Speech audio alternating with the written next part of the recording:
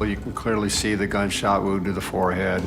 It's a large, gaping hole. It was really eerie. A brutal killing.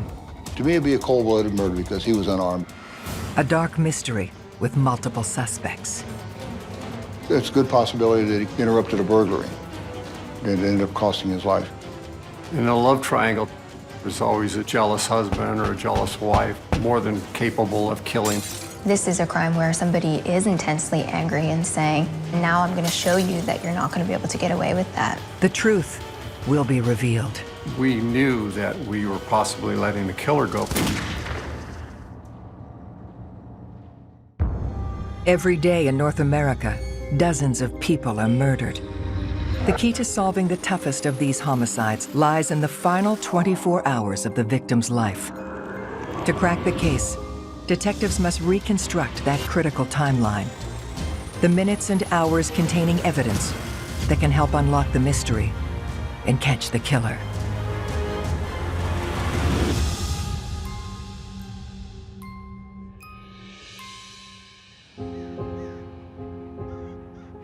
Tucson, Arizona, tucked into the southwest corner of the United States.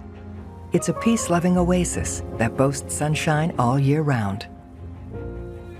Tucson attracts a lot of free-spirited people.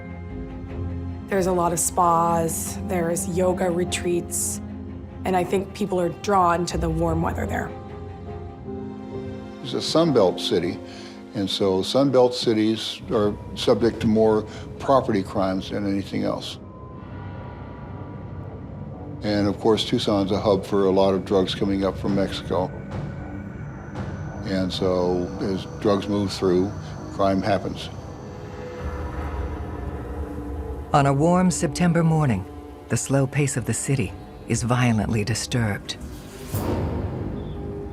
The neighbor was walking by and looked over and could see someone laying face up on the porch and called 911 immediately. 911, what's your emergency? I got called out about 6 a.m. and when I got there it was about 6:30. Police officers were on the scene. The crime scene tape was up. It was a warm day, a very hot day actually. It was in September, and we had just gotten through with the monsoon season, so it was somewhat humid as well. I could see the victim laying face up on his porch. He appeared to have a large hole in his forehead. Could tell it was a gunshot wound. Blood was off to the side, pooled up, and it looked like he was in his yoga shorts and a tank top. The victim is 45-year-old yoga instructor, Michael Dehakus. Michael Dehakus was a very calm individual, and yoga was just the perfect fit for him. Not only was Michael a yoga teacher, but he worked out of his garage as a machinist. He was an ordinary person. According to his neighbors, he was well-liked and very friendly. Veteran detective Benjamin Jimenez is tasked with leading the investigation into Michael Dehakus' murder. They start by examining the body looking for clues. You can clearly see the gunshot wound to the forehead. It's a large, gaping hole. Didn't appear that it was a contact wound, so we felt that it was consistent with possibly anywhere from 2 to 5 feet away from the victim when the gun was fired. And there was blood that had gone down his clothing on his legs, so he was standing when he was shot.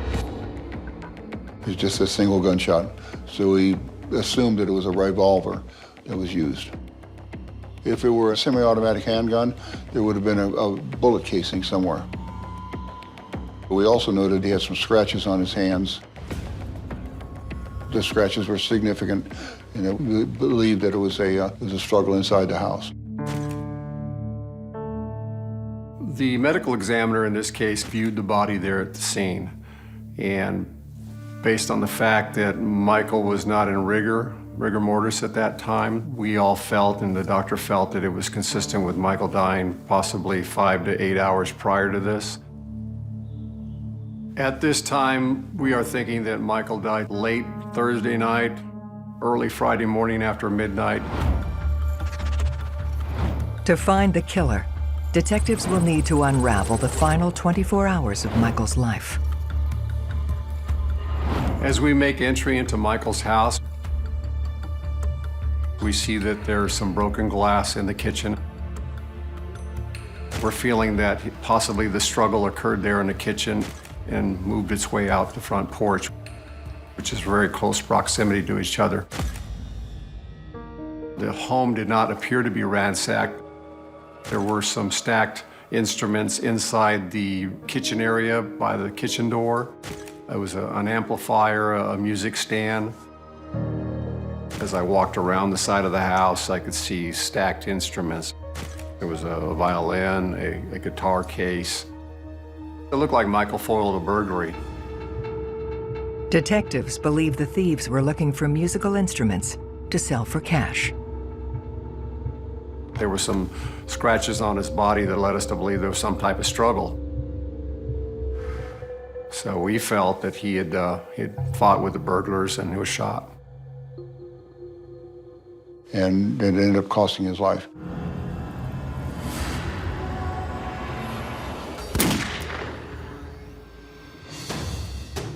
Investigators canvass the neighborhood, hoping to uncover information that will flesh out Michael's timeline.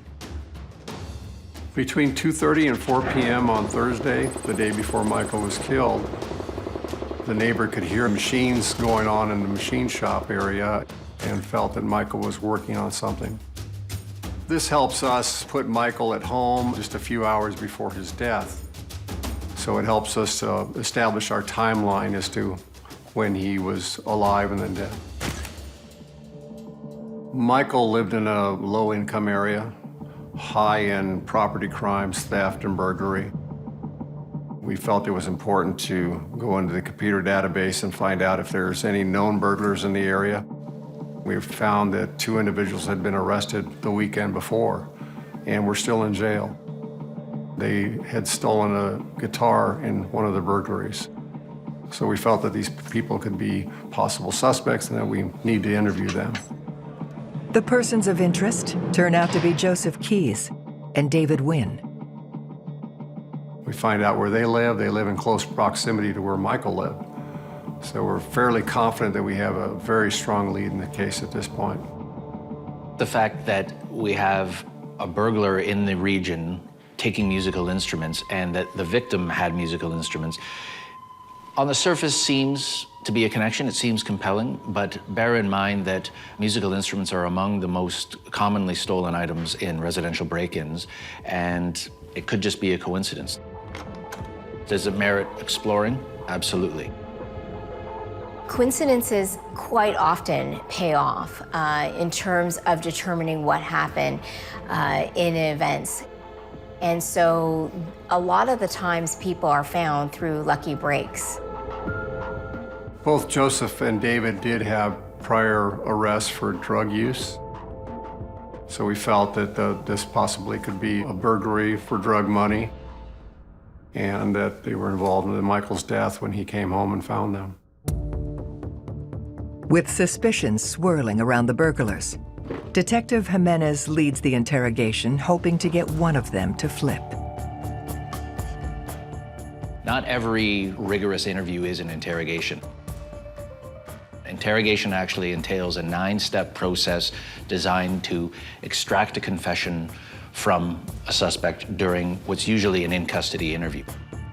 The fact that in this case there's 2 separate offenders who can be questioned separately and played off each other gives the police an additional advantage. In separate interviews, they both denied any involvement in any burglary. They would not speak to me and basically invoked their rights, so I couldn't speak to them any further. Our investigation doesn't stop there. Based on where they live, close proximity, what they stole in the previous burglary, I get a search warrant for their home. They lived together in about a mile away from where Michael lived. The search reveals a shocking discovery. I found some bloody shoes, some bloody clothing. Based on that, we're pretty excited that we possibly have a great lead in this case. So it led us to believe that they're more involved than just burglary. They could be involved in Michael's death.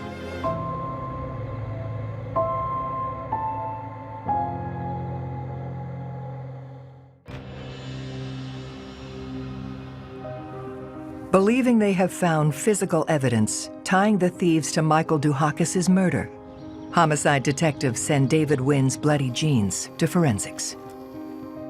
We know that the DNA testing is going to take about a week, but we're very confident at this point that we have the right guys in this case. It's extremely important not to have tunnel vision.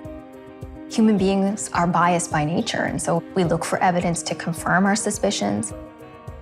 And so people, when they're investigating crimes, really have to be careful to look for alternative evidence, alternative explanations, and challenge ourselves to do so. Detectives push the investigation forward by checking Michael's cell phone records.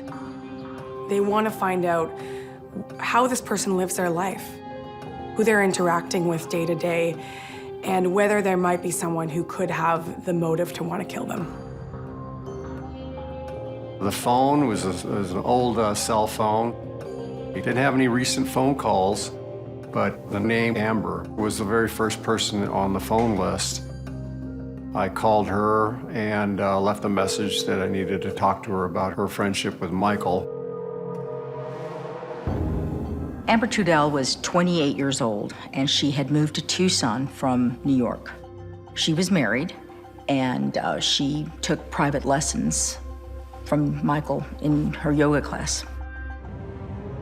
Detectives search for Amber, hoping she can offer insight into Michael's final 24 hours. They called her, no answer. They went to her house, no response. They didn't know where to find her. She was in the wind.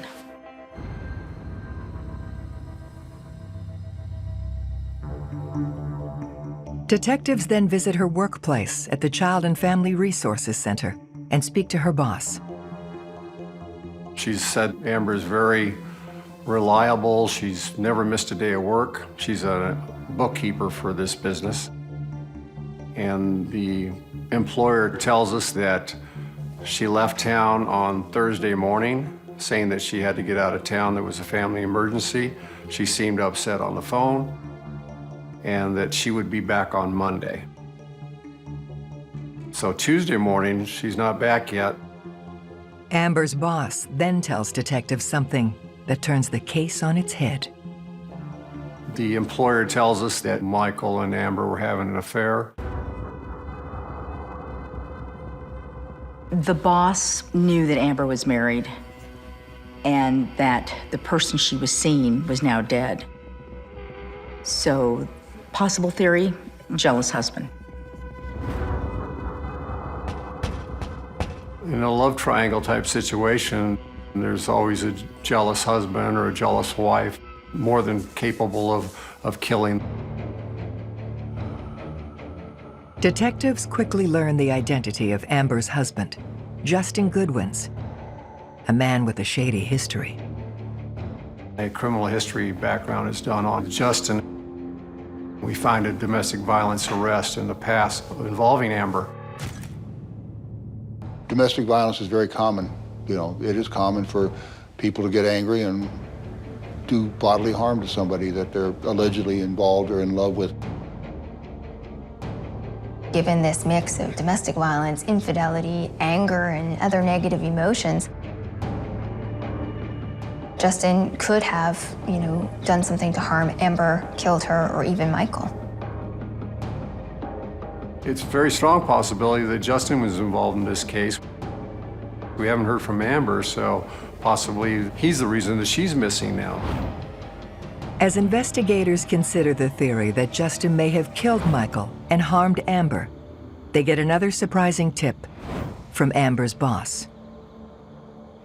Amber's employer tells us that there's a moving van outside of Amber's home, and she recognizes Justin in the driveway along with another male.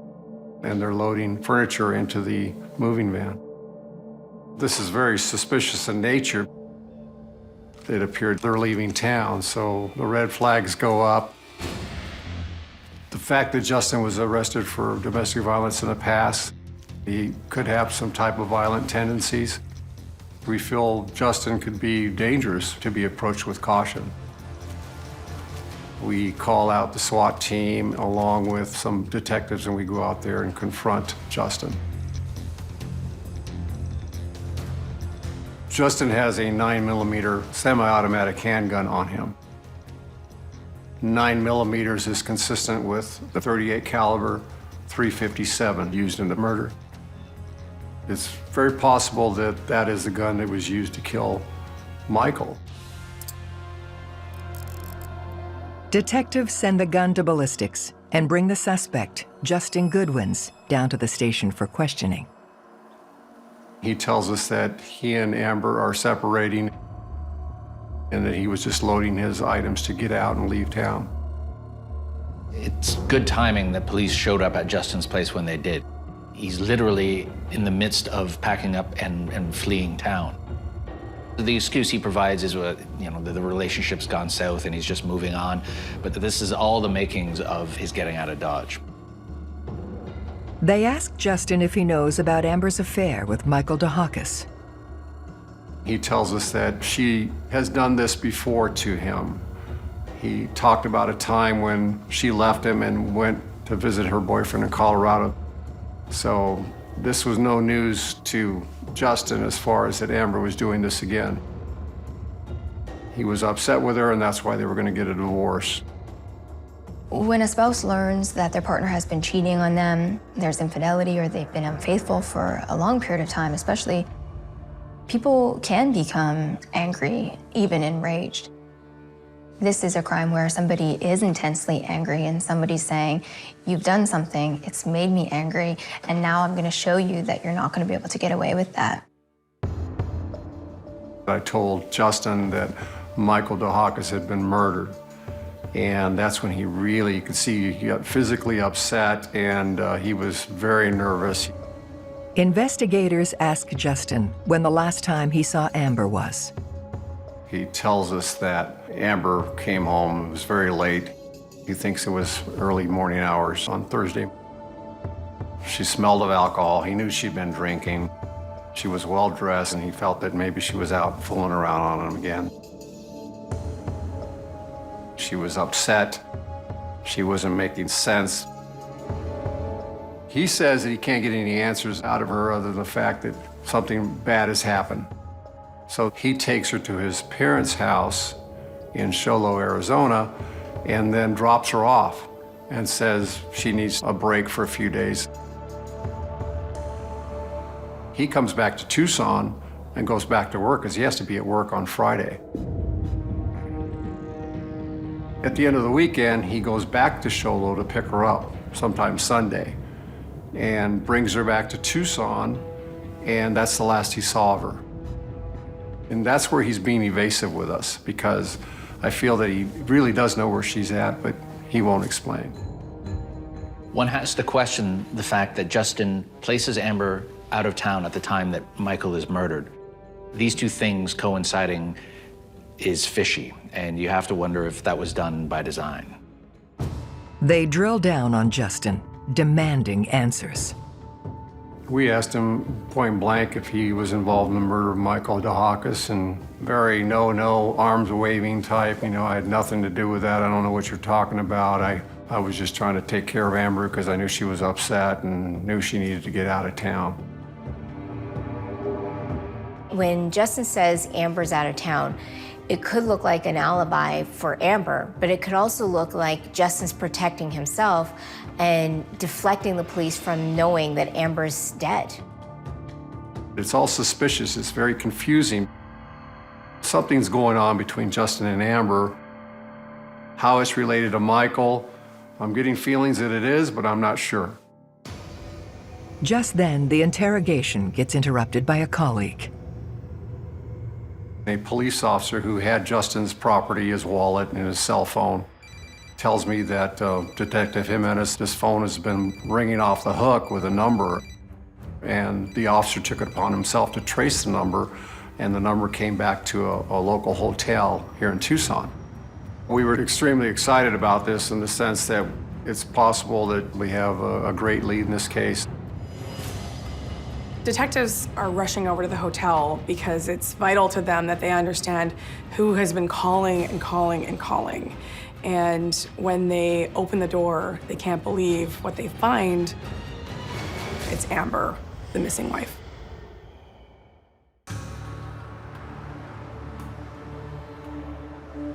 Detectives have tracked down Justin's wife, Amber, unharmed and holed up in a hotel room. That information is relayed back to me at the police station. That's when I go back into the interview room and tell Justin what we've found and the fact that I believe he is lying to me. What detectives want to know is why. He does explain that he feels bad that he had to lie to us because they are having problems with their marriage, but they were thinking on leaving town to get a new start. That's where he shifts his story as to getting a new start as compared to being on the verge of divorce and separating. Police bring Amber down to the station, hoping she can shed some light on Justin's involvement in Michael's murder. She seemed very polite and kind of wanted to know what this was all about. We told her that Michael had been murdered. We expected some kind of response, some sadness or, at least a response of tears or something. We didn't get it. It didn't seem very natural to me that she wasn't upset about Michael's death. She admitted she was in an intimate relationship with Michael and it had been going on for some time. She's more concerned about, is she a suspect, than who killed Michael Dehakus, the man that she was in love with. They ask Amber when the last time she saw Michael was. She hadn't seen Michael in several days. She last saw him at a yoga class. Amber was evasive with us. Short answers, an attitude to like being upset, but yet, still willing to talk to us. Investigators inquire as to whether she owns a gun. Amber admits she does. Of course, we ask her, well, where's your gun? I don't know where my gun is, were her words. What do you mean you don't know where your gun is? Your husband tells us it's always in your purse. I don't know, I haven't seen it in a while. She had body language that indicated that there was a lot of withholding of information. Eyes down a lot. If you didn't kill somebody, you would be very adamant to say, I did not, I'm not involved in this, but none of that behavior was displayed to us in any way.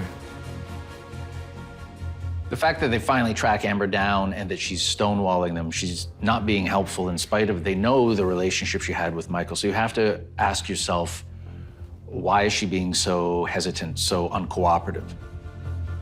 At this point, police really need to appeal to her innate emotional sensibilities.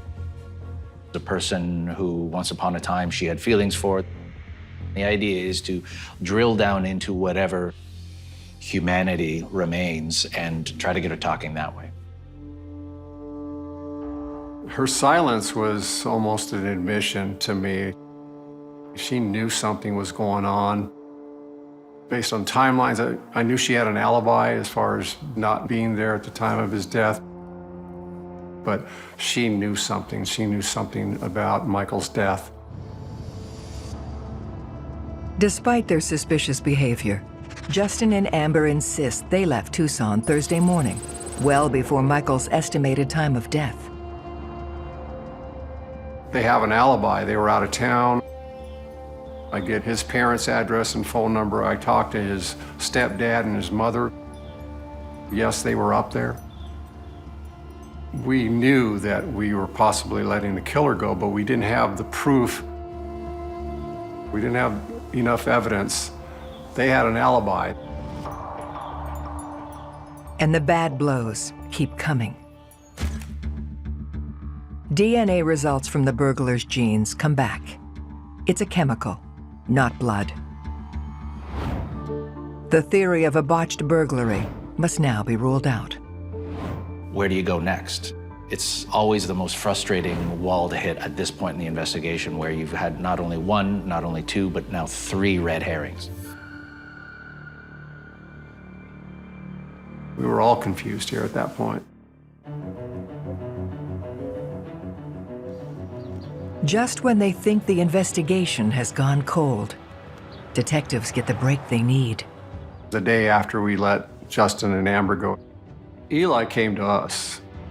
Eli Curiel was Michael's best friend. He'd been out of town and only learned of the murder on the nightly news. I was more than shocked. It was unbelievable to me. Michael had extremely good energy. He was a charismatic person.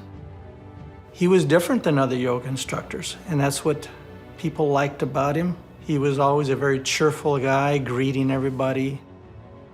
And most of his class, the students were women. They loved Michael because he was so friendly, and he loved women too, so there was that perfect harmony. And he never missed any of his classes. Always there for everybody.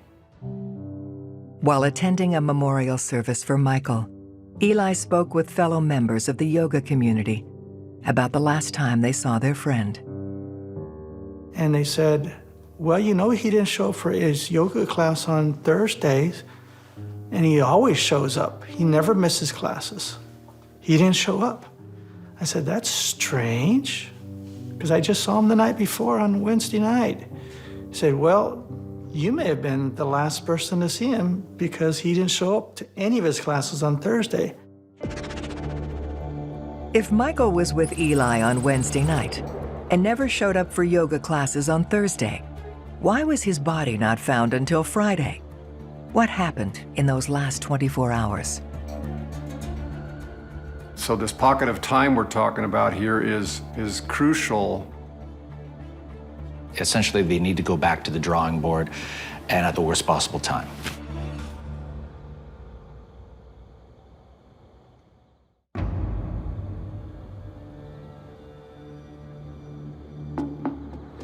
After multiple dead ends, detectives get a promising new lead. A credible account of Michael's last hours. It was customary for the students in this particular Wednesday night class to go to this local bar on 4th Avenue every week. And there was maybe 5 or 6 of us from the class, including Amber, because Michael had invited Amber to come join us at the first bar. So we got there probably a little after 7. Eli explained to us that it was common knowledge that Amber was married. Michael knew of this. She was willing to leave her husband for Michael. But according to Eli, Michael didn't want that type of relationship. He was happy with the way things were. The more I got to know Michael and Amber, I could tell that they weren't what I would call a happy couple. I got the feeling that Michael was interested in the relationship purely from a physical standpoint, whereas I think Amber wanted something a little bit more. Detectives ask Eli to describe their interactions on Wednesday night, the last time he saw Michael. So we had our drinks, and I suggested that we go to another place. No one else wanted to go except Michael and Amber. As Michael walked with us to the door, he said, "See you later. I'll meet you at the bar." Just like that. And Amber just looked shocked, like, "What, you're not gonna walk me to my car or my truck?" He says, "No, I'll just see you there. I know where it's at." And she kind of was taken aback by that. She was very disappointed. And she is complaining and crying, saying, "Oh, Michael doesn't love me. He didn't walk me to my car." So we show up at the next place. We order up our drinks and everything seems fine. You know, Amber's not crying anymore and they seem like they're friendly again and they're chit-chatting and everything seems just great. Before too long, Amber started in on Michael, arguing with him, asking why he didn't walk her to her car, and so it started getting a little angry there. It was about 10-ish, and I knew that it was going to get ugly because I had seen what happened earlier with me. So I said, I'm out of here. I'm going to go home. I got to work the next day anyway because this is a Wednesday night.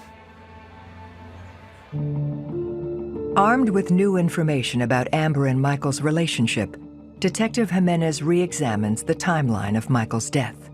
After interviewing Eli, I meet with the medical examiner.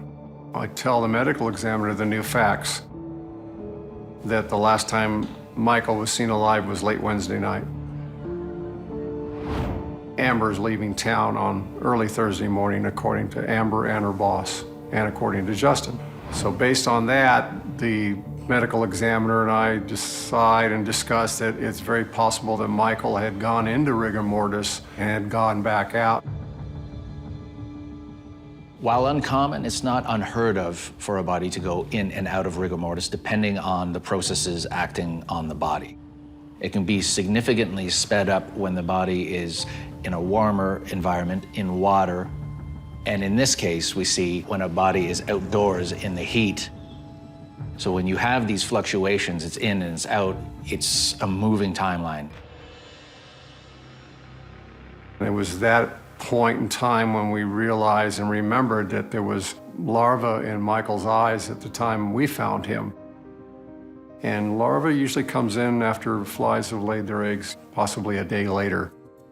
It's what's called forensic entomology, which is the study of insects and what insects burrow in and nest and reproduce in a dead body at what time. The fact that that was missed in this case is an initial disappointment. So we're really deciding at this point that our timeline was off. We thought we had a fresh murder victim, and we did not.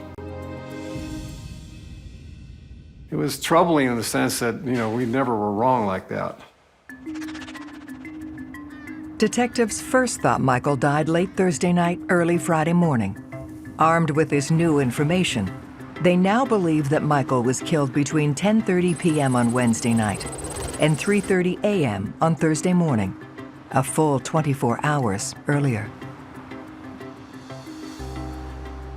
The suspect pool, when your time of death is off by over 24 hours, immediately shifts. And in this case, we see it actually expand significantly because people who had been ruled out because of their alibis are now in play once again. After our timeline shifted to the correct timeline, it was very consistent with Amber and Michael being together Wednesday night, early Thursday morning. And then we find him a day later on Friday. Michael's dead and laid on his porch for a full day. Now we look at Amber and say, okay, she not only has motive, but now we know she had an opportunity to kill him. Detectives revisit the crime scene, looking for evidence to support their theory that Amber was the murderer. You have to get pretty close to where the neighbor did in order to see Michael land there. Very likely that people had walked by that same area and just didn't look over there. The machine noises that the neighbor heard on Thursday from 2:30 to 4 p.m., he was hearing the automatic compressor go on and off. When it dropped down in pressure, it would automatically kick on and it would make that noise. So the neighbor assumed that Michael was in there doing his work.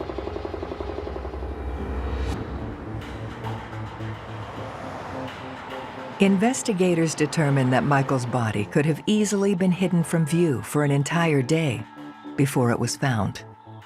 Well, all this stuff is going on. We get a phone call from Justin's stepfather in Sholo. He was a former police officer. And what he tells us is that Amber was very peculiar when she was up there all those days, those 3 days alone. She stayed in a guest house next door to their property, and he would see Amber taking walks. He'd never seen Amber take walks before, so he decided to kind of trace her steps as to where she went. And he was walking around, he saw some rocks that were in the wrong place from where he'd left them, because it was a very meticulous landscaping job that this man had done. And so he looked in the rocks and he saw a gun. It was a .38 caliber .357 revolver hidden in the dirt underneath the rocks. So at this point, we're thinking, we have what we need. We go out there and secure the weapon. There is still blood in the barrel of the weapon, which is somewhat common in close-range shots. We bring it back down to Tucson and we do immediate ballistics test on it. I was present when the ballistics test was done, along with a medical examiner. The test fire was very consistent and almost identical to the wound in Michael's forehead.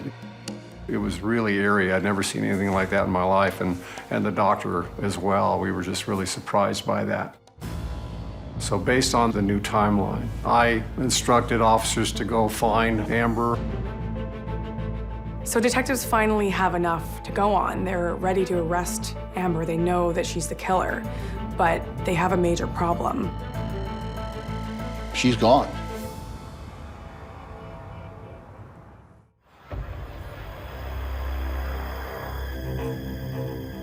With their killer on the run, Tucson police put out a nationwide first-degree murder arrest warrant for Amber Trudell. So now they have motive, they have the weapon, and they need the suspect. They need Amber. Detectives soon discover Amber has fled clear across the country. I contacted Amber's brother in Connecticut. Yes, she was there visiting. She traded in her truck for a red Blazer. But Amber isn't in Connecticut anymore.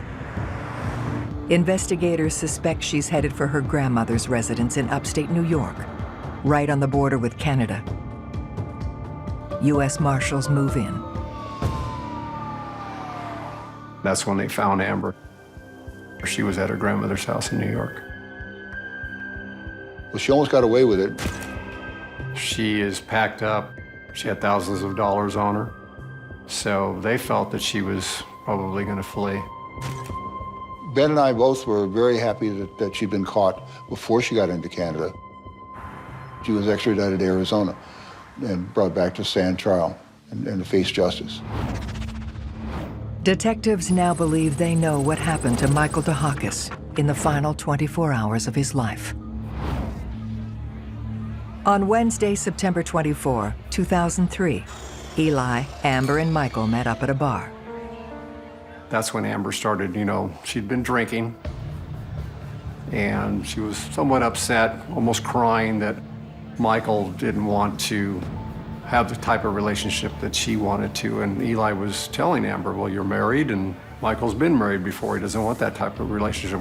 Why don't you just leave things as it is? You guys get along really well, and Amber wanted more. So after they left the first bar, they all drove separate cars to the second bar, which was miles down the road. And it was around 10 o'clock at night when Eli left that bar. Michael and Amber leave the bar at midnight and go back to Michael's house. You have a fight that occurred in the kitchen. Amber throws a drinking glass at Michael. It misses and goes through the window. The drinking glass is found outside. There's a broken plate in the kitchen. It's all consistent with the domestic violence occurring there.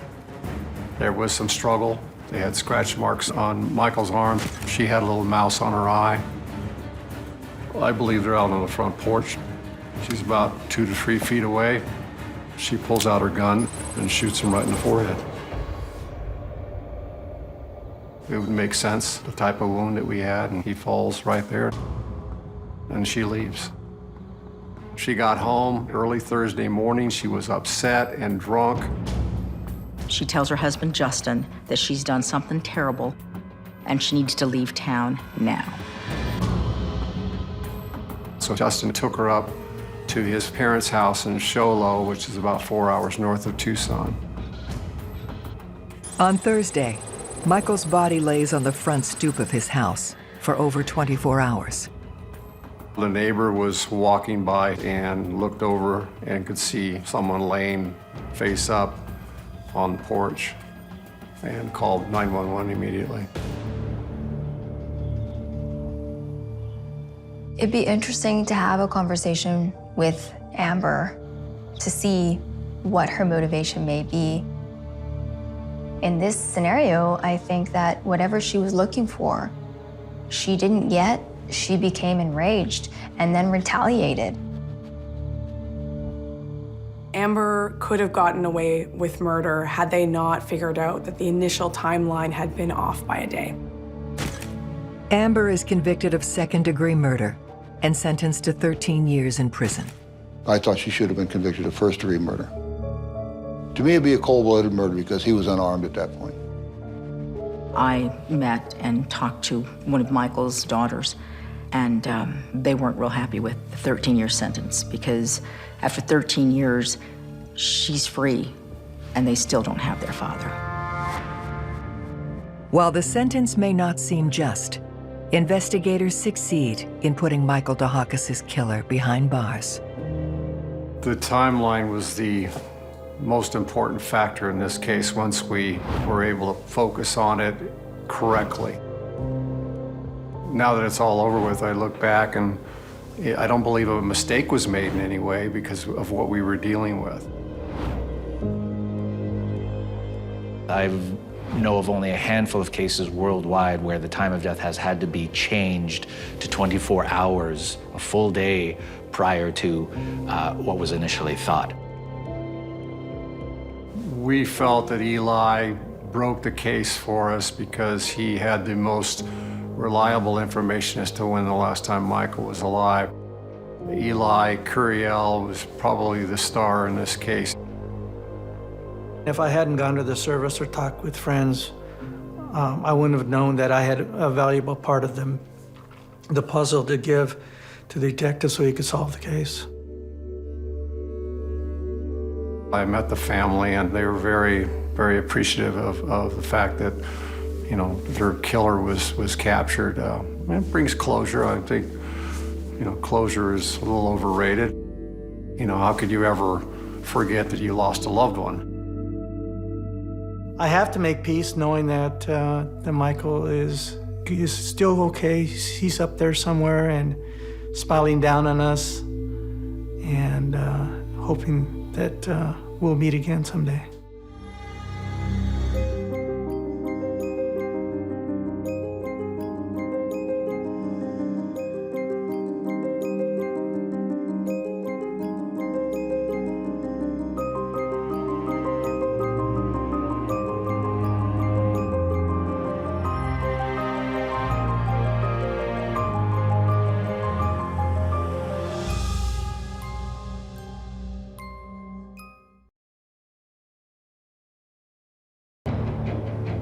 Wow, she's fighting.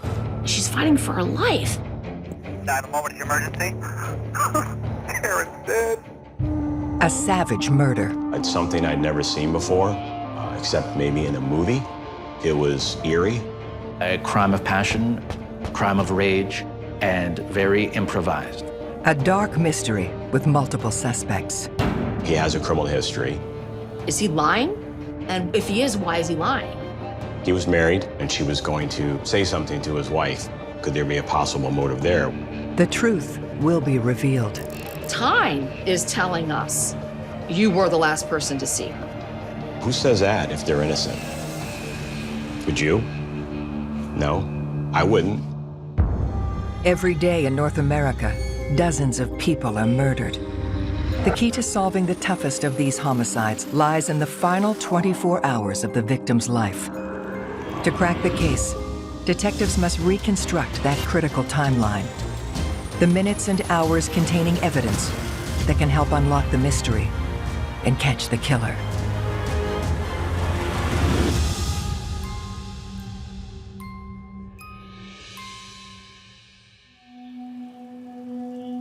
Oldsmar, Florida, a small southern town known as a great place to raise a family.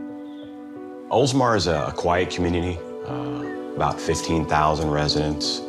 Some would describe it as a bedroom community.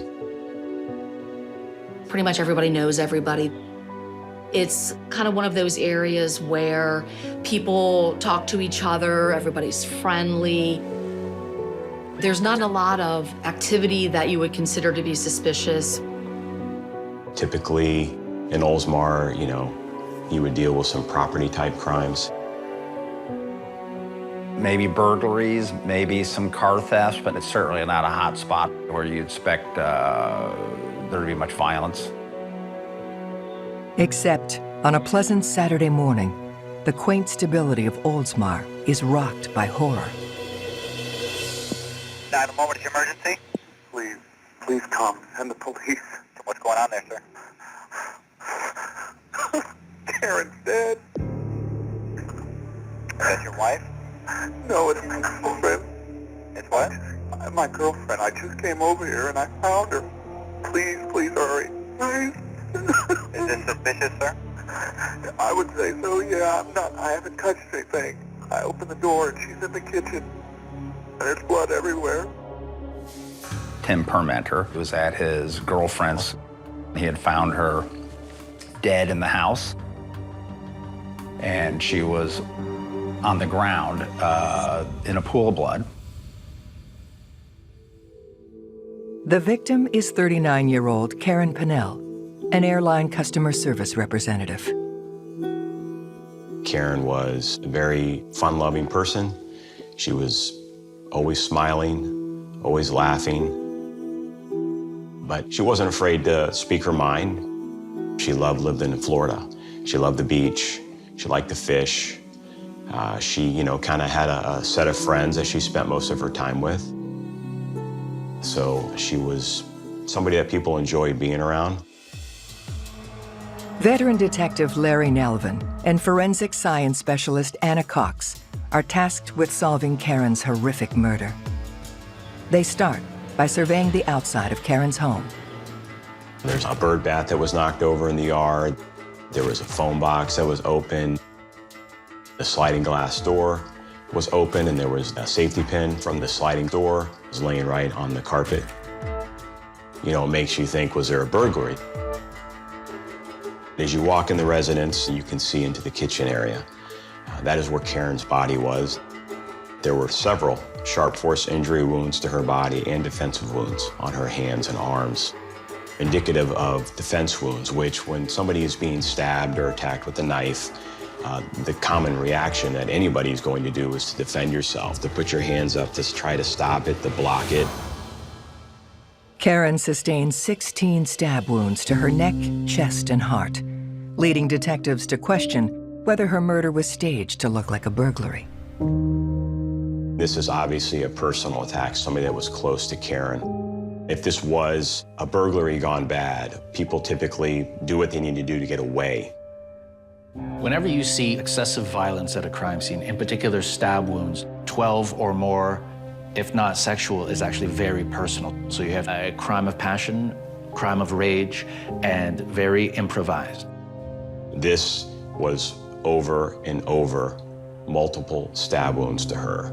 So this was somebody that was extremely upset, not somebody that got caught off guard and was startled. This was somebody that wanted Karen dead, and they made sure that they killed her. To solve Karen's murder, Detective Nelvin and forensic specialist Cox will have to reconstruct the final 24 hours of Karen's life.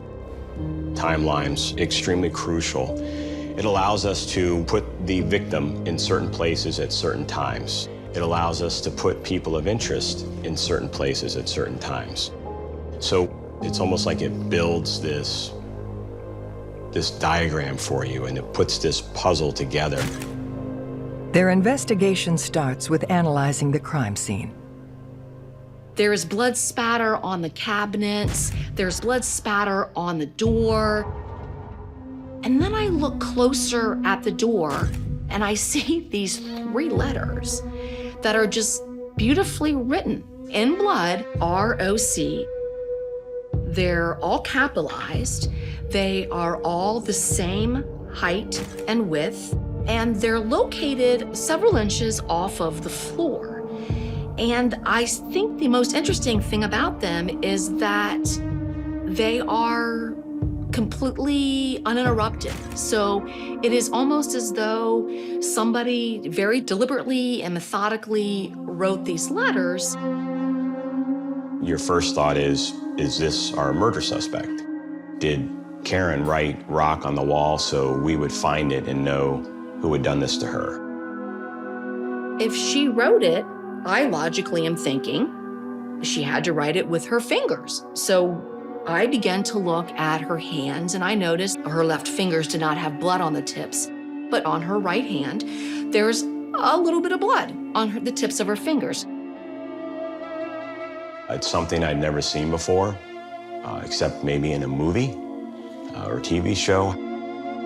Whether it was really Karen writing that or not, or it was staged, it was eerie, either way, because clearly somebody was either trying to tell us that Rock did it or trying to blame Rock for something he didn't do. As investigators search the crime scene, they uncover an important piece of physical evidence. Also inside of Karen's residence is a pizza box, missing 3 pieces of pizza. There's a receipt which shows it was delivered at around 8:48 to her residence on Friday night. So that's a good indication that Karen was still alive at 8:48 when that pizza was delivered. With the pizza receipt, detectives have an important anchor on their timeline and theorize that Karen was murdered sometime between 8:48 p.m. Friday and 10:30 the following morning.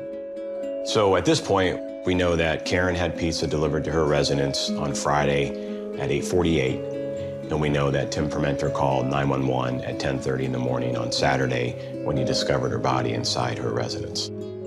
Tim's involvement up to this point makes him the first person detectives want to talk to. Tim reports this crime. He has to be considered a person of interest, A, because of the relationship. Intimacy is a risk factor for violence, period. So the fact that they're having a relationship makes him a suspect, but then added to that, he's also calling to report the crime. So that could also be viewed then as suspicious as well. Detectives bring Tim into the sheriff's office for questioning. He appeared to be upset, visibly emotional, and he was very cooperative and said he would, do whatever he could to help us figure out who had done this to Karen. Tim tells us that he met Karen about 3 months prior. He worked at a local car dealership, and then he actually leased her a vehicle. He said there was a connection there, and they became involved in a romantic relationship. He described their relationship as good. They were talking about maybe getting engaged. They were looking at some real estate to maybe find a place to live together. Detectives start to dig into Tim's timeline. Tim tells us that he went over to her house on Friday night at 7. He was delivering her this kitty calendar. And while he was there, she, at that point in time, makes a phone call to call her dad for his birthday. He left at 7:30 and went back to his apartment in Clearwater, where he has a roommate named George, and they played some video games. And at that point, George left to go to his girlfriend's up in Pasco County. And Tim told us that George's girlfriend, Vicky, actually told him to invite Tim to come up if he wanted to. Initially, Tim wasn't going to go, but he decided to go a short time later, around 9:30. He called and drove up into Pasco County. Tim then told us that he got up in the morning, left around 8 or 9 in the morning before anybody was up, tried calling Karen on his way back to his apartment. He was calling her cell phone, and he was calling her work. Couldn't get a hold of her. And that wasn't like her to not show up to work. Karen had some health issues. She occasionally, I guess, would have blackouts. And so he was very concerned about her. So he decides to drive over to her house. When he gets there, he sees her car in the driveway, which was even more concerning to him because he knew, obviously, she hadn't gone to work. So at that point, he walks up to the front of the residence, and he states that the front door is slightly ajar. So he pushes the door open, walks inside her residence, and he sees her lying on the floor. He said he started to retch because of what he saw, and he was so upset. He backed out of the residence and called 911.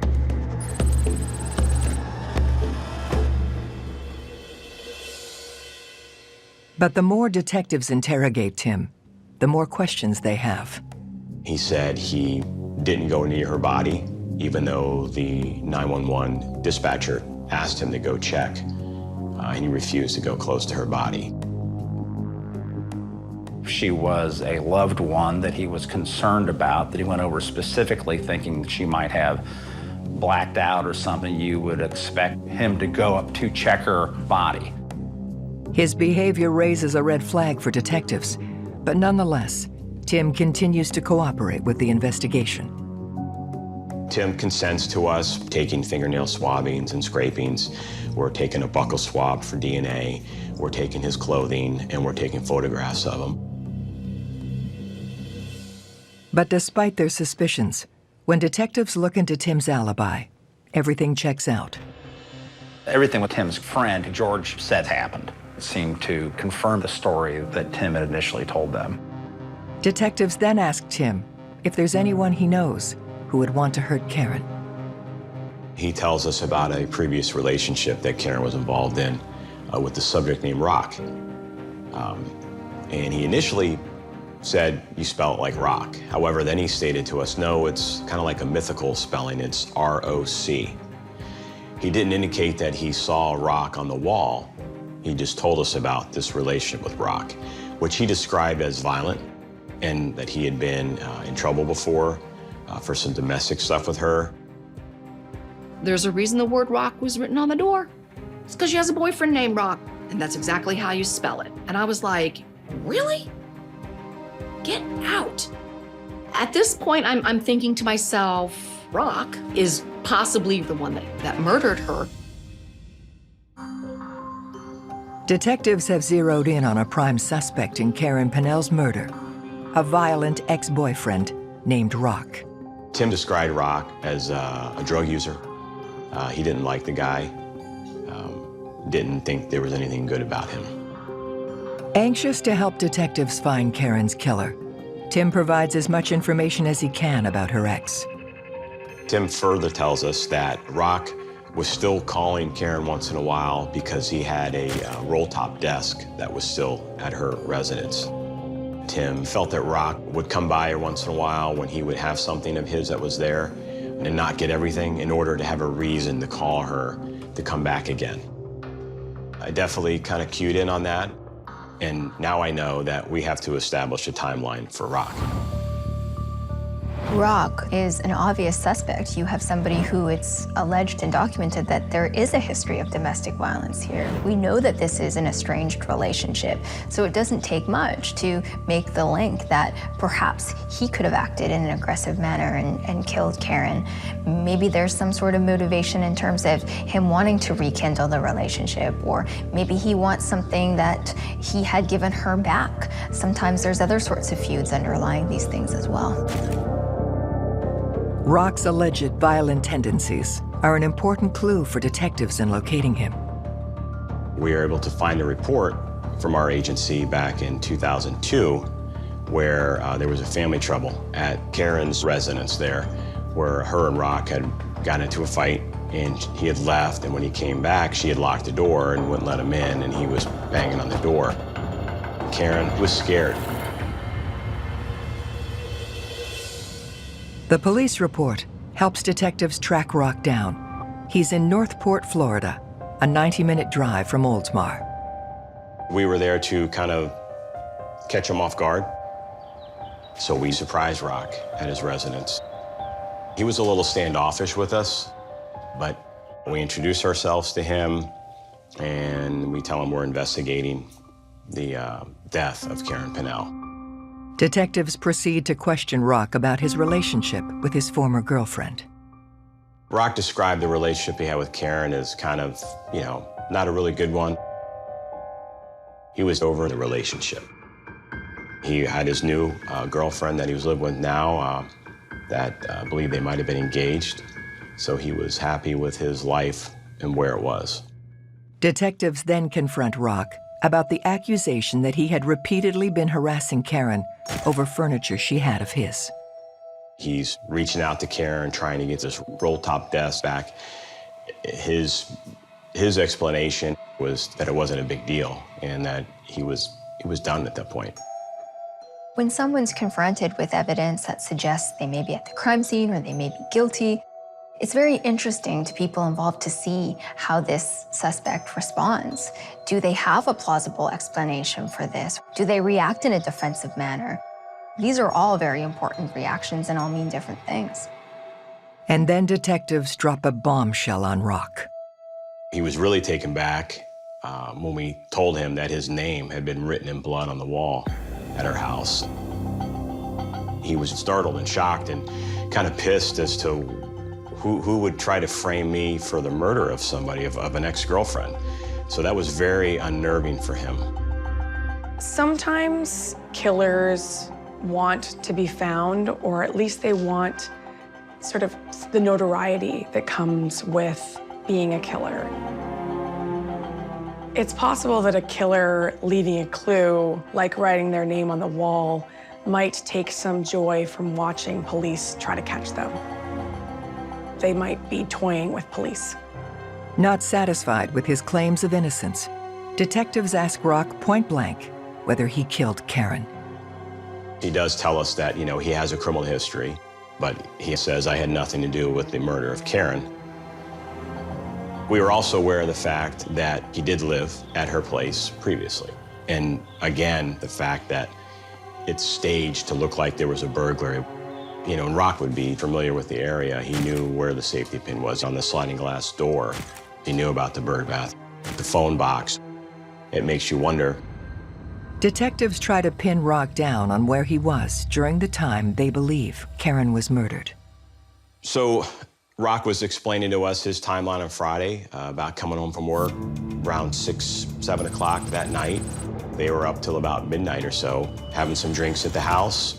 And they both went to bed together, and they both woke up together around 9:30 Saturday morning. We were able to speak with his girlfriend, who he lived with, and she had a younger son. She said that he was with them on Friday and was there Saturday as well. So at this point, we know a couple things. We know that Rock is a controlling and dark and violent person. And maybe his girlfriend and her son are afraid of him. So, you know, could there be a possible cover-up? The question authorities always have to ask whenever a significant other or a partner alibis out the other half is, are they just doing this to protect them? Are they covering for them? Are they complicit in the scheme themselves? You can't just take a person at their word. It needs to be fact-checked. Despite the fact that Rock's girlfriend was home, the timeline shows he still had the opportunity to murder Karen between 8:48 p.m. and 10:30 a.m. the next morning. So now I'm immediately thinking, is he lying? And if he is, why is he lying? Is he lying because he was the last person to see her? Because he was the one that murdered her? Detectives have their sights on Karen Pinnell's ex-boyfriend Rock as her possible killer. But they don't have any physical evidence to connect him to the crime, so they put his alibi to the test. Initially, when we're having a conversation or interviewing somebody, you know, you're just trying to really get their timeline. And then what you do is you go back to try to see if there's discrepancies in it. When the police were conducting their investigation, they started to pull some of the information from cell phone towers. Detectives are hoping Rock's cell phone activity will provide useful information, but what they discover is surprising. They were able to confirm that Rock was at home with his family, and there was nothing that would indicate any telltale, or any clues that would indicate that he was not there. And his story is corroborated by other people. So he was eliminated as being a suspect. The fact that in this case, the victim's sort of dying act seems to have been writing her killer's name in blood This is one of those clues that you never get, and when it shows up in this case, police are obviously going all in on this lead. And the fact that it doesn't seem to be panning out, at some point you need to question, is this a misdirect? Is this name being offered as a red herring? Is he basically being framed? To find her killer, detectives refocus their investigation by examining Karen's cell phone and text records. So we see this text message, which is kind of like a loving text message, flirtatious text message from somebody in there is built as like pilot. We're able to identify who that person is. We're able to track him down. He was a little bit hesitant at first to talk because he was married. When you have a subject that she has a casual romantic relationship with, and you learn that he's married, that obviously makes you think, could there be a possible motive there? Was there something going on and she was going to say something to his wife? And he knew that, so he wanted to get rid of that and eliminate that problem. People will go to all kinds of lengths to keep their illicit trysts and affairs a secret, so that there's no cross-pollination between their two lives. But this inevitably complicates investigations when you realize that what seemed to be a straightforward life is actually a spider web with suspects all over the place. And whenever some kind of secret relationship is revealed, they're naturally going to be a strong person of interest, the same as the known intimate partner, the husband, the wife, the boyfriend, the girlfriend would be. In fact, it actually elevates them, given that they are sharing a mutual secret, and with that often comes an additional motive. Detectives ask the pilot about his relationship with Karen. He says that, yeah, he dated her from time to time, but it was a casual romantic relationship. And then he tells us that he was flying the day before Karen's murder, and we have a hotel receipt as well from him. So we were able to very quickly eliminate him as being a suspect based on flight records and based on hotel records of where he was, completely out of the country altogether. Detectives still believe that Karen's personal life is the key to solving her murder. Searching for new leads, they interview her friend and coworker, Catherine. So we learned from Catherine that Karen was in the process of trying to get more alimony from her ex-husband, Jeff. That's obviously something we need to look into, because there are times when people, get very upset if you're trying to take something from them, specifically money. Money, they say, is the root of all evil. And sadly, a jilted ex-spouse, rather than part with their money, would rather actually kill the person who they once married. And to them, in their mind, that's an appropriate trade-off. Detectives haul Jeff, Karen's ex-husband, down to the station for questioning. Jeff described their marriage as a good marriage. However, he said there were occasions when she could be not so nice if she had been drinking. And that is probably the reason why their marriage ended. Detectives asked Jeff about Karen's requests for more alimony. He said he wasn't harboring any bad feelings towards her at all. He had indicated he had contact with her. However, at this point was done with whatever was there and with her. Detectives are not convinced that Jeff is being truthful, taking note of his overly comfortable demeanor with respect to the end of his marriage and his ex-wife's requests for more money. Karen has moved on, is dating other people. Should he wish to have her back, so to speak, this can be a real problem. The whole idea that maybe Jeff was being asked for more financial support, plus the idea that as these things combine, you have increased provocations that lead you to feel more and more resentment over time, could also increase emotion and lead to potential violence. Greed and money plus jealousy, that's a very dangerous concoction. Detectives questioned Jeff about his whereabouts during the window of time that Karen was killed. He said he was down actually in Miami, 4.5 hours away on a diving excursion with friends. All of that was able to be corroborated. Hotel receipts were able to be corroborated, receipts from the dive shop and so forth. Confirmed that he, in fact, was out of town.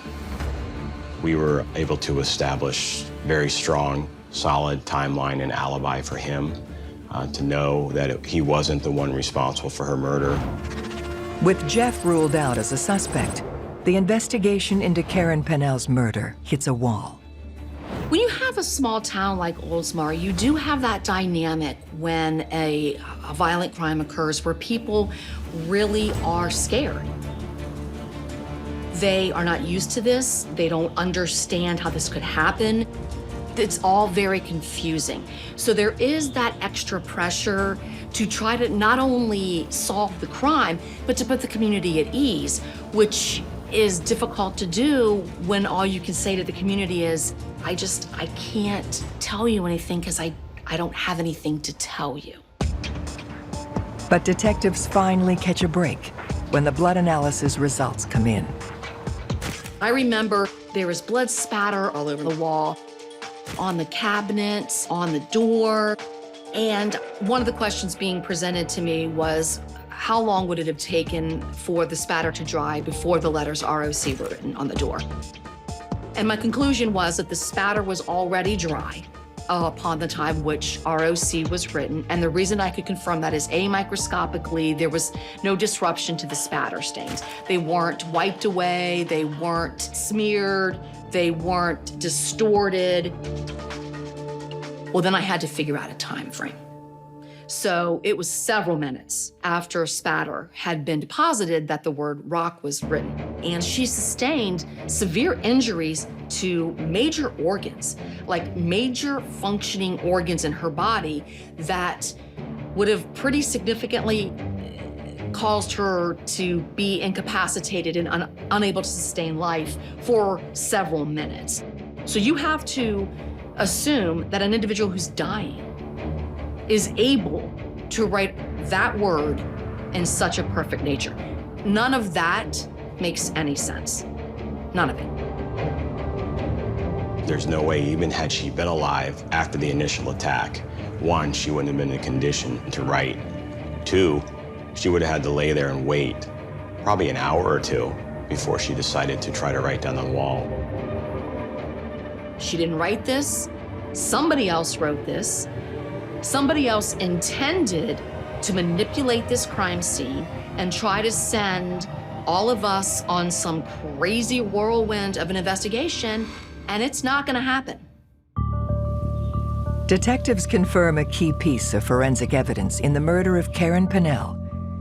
It wasn't Karen who wrote the name Rock on the wall.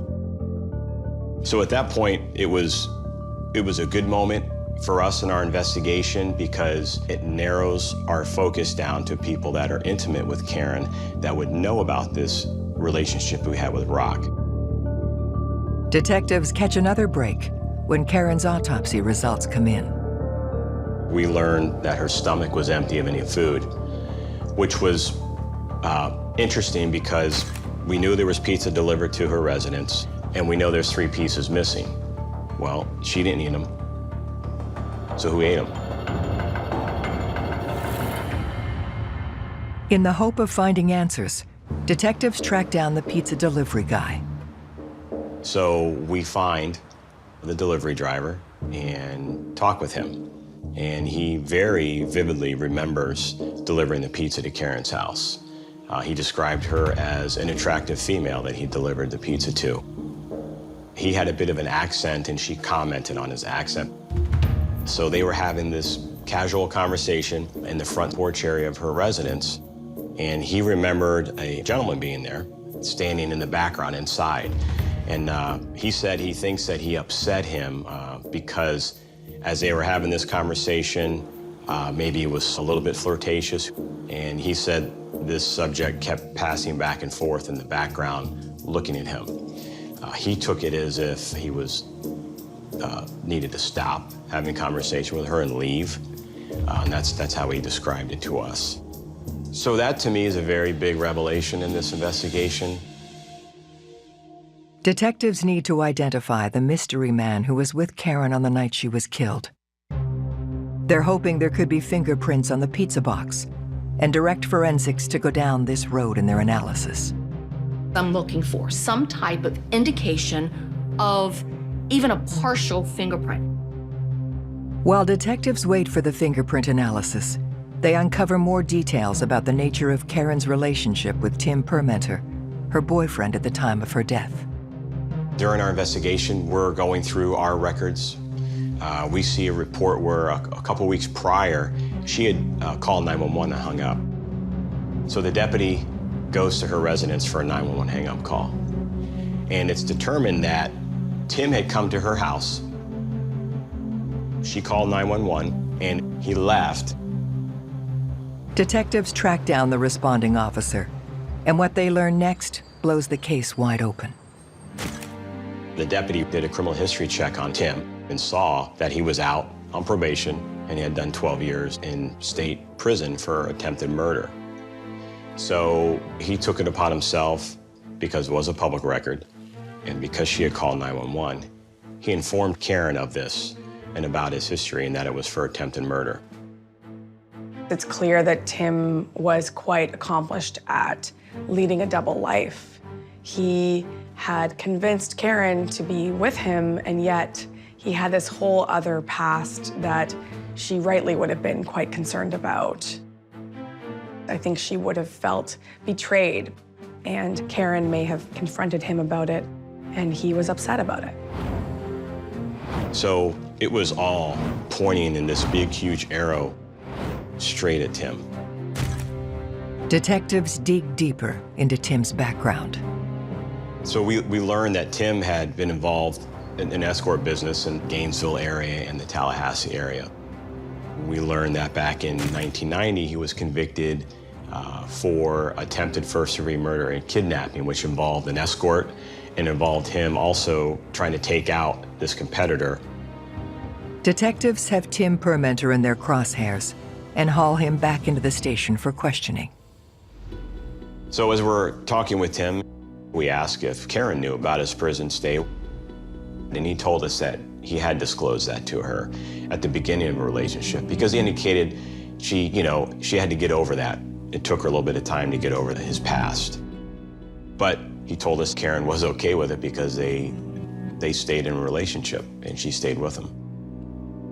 We know from the 911 call made about a week prior to her death that she realizes that she's been lied to by Tim this whole time. And the cops who attend on that evening tip her off to the fact that he's a known felon.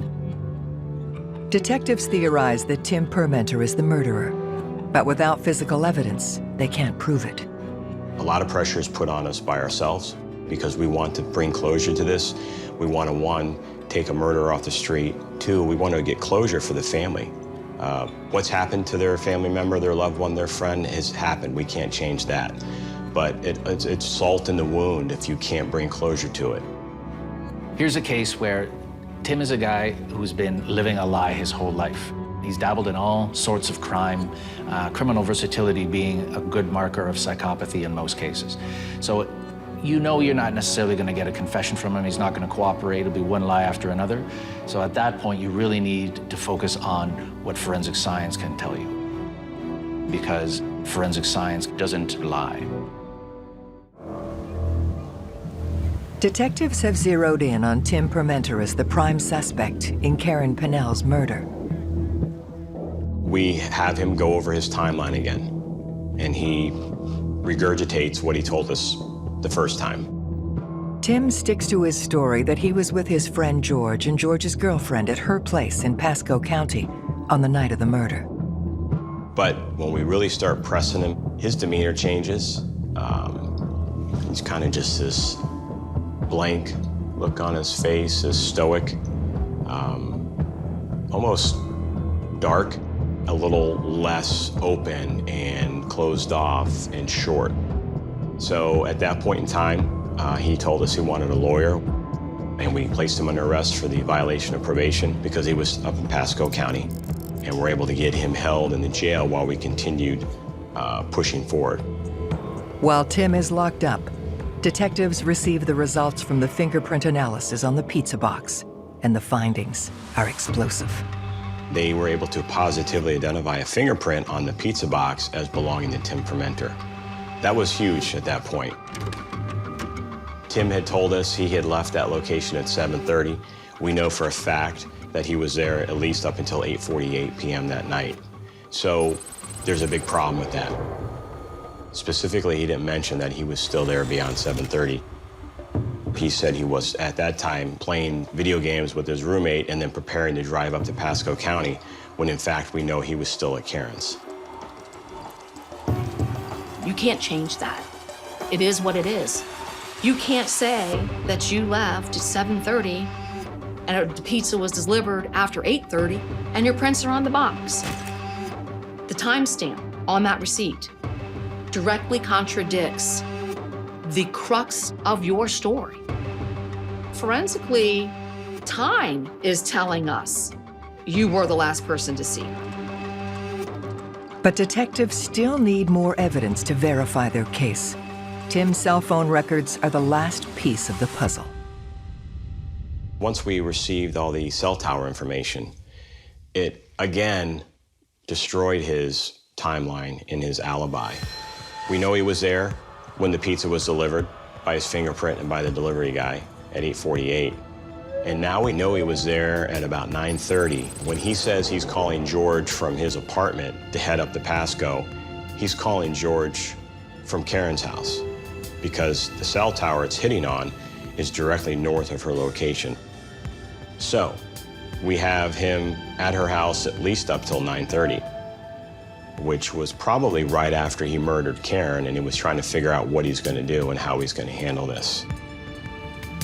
Detectives present Tim with the mountain of evidence they have against him, hoping it will compel him to confess. She got pizza delivered shortly after 8:30. We know you were there at probably 8:30, 8:35, up until around 9:30. And that's also the time frame in which she had died. I couldn't have been there that long.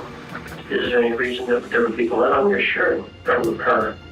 I don't know how, but that blood is on my shirt. I didn't kill Karen. I wasn't there, but it doesn't matter. So just do me a favor and call my sister so she can come pick up my car, take me to county, because that's where I'm going right now anyway. Anyway, and the minute I saw the body, I should have run. So who says that if they're innocent? Would you? No, I wouldn't. I would fight it the whole entire time. So he's somewhat giving up without admitting to it. But we've already started building our case against him, and we've attacked his timeline. His credibility is shot. We have him there based on the delivery of the pizza. And based on those statements that he makes, we know we have our guy. I promise you that. Detectives are now able to piece together what happened during the final 24 hours of Karen's life. Karen left work on Friday around 6, stopped at a grocery store around 6:30, and then went home. We know that Tim was over there at least once. He indicates 7 to 7:30. But we also know that he was back at his apartment at 8 when George left. The pizza was delivered at 8:48 to Karen's house, and we know from the pizza delivery guy that Tim was there because he saw him there and upset him. We also know that Tim was there because his fingerprint was on the pizza box. So that gives a catalyst as to what might have started this argument at their residence that night. And the relationship is not going the way he wants it. She's trying to get out of that relationship. You get this guy that delivers pizza, she starts having this, what he perceived as probably a flirtatious conversation, which pissed him off, and that was obvious from the delivery guy, I could see that. And of course, at that point in time, he's a narcissist, he's controlling, and he's gonna decide whether it's done or not, and he realizes she's getting rid of me, I can't have her. He doesn't want anybody else to, and he's pissed. So he goes into this fit of rage and stabbed her 15, 16 times to make sure that she was dead.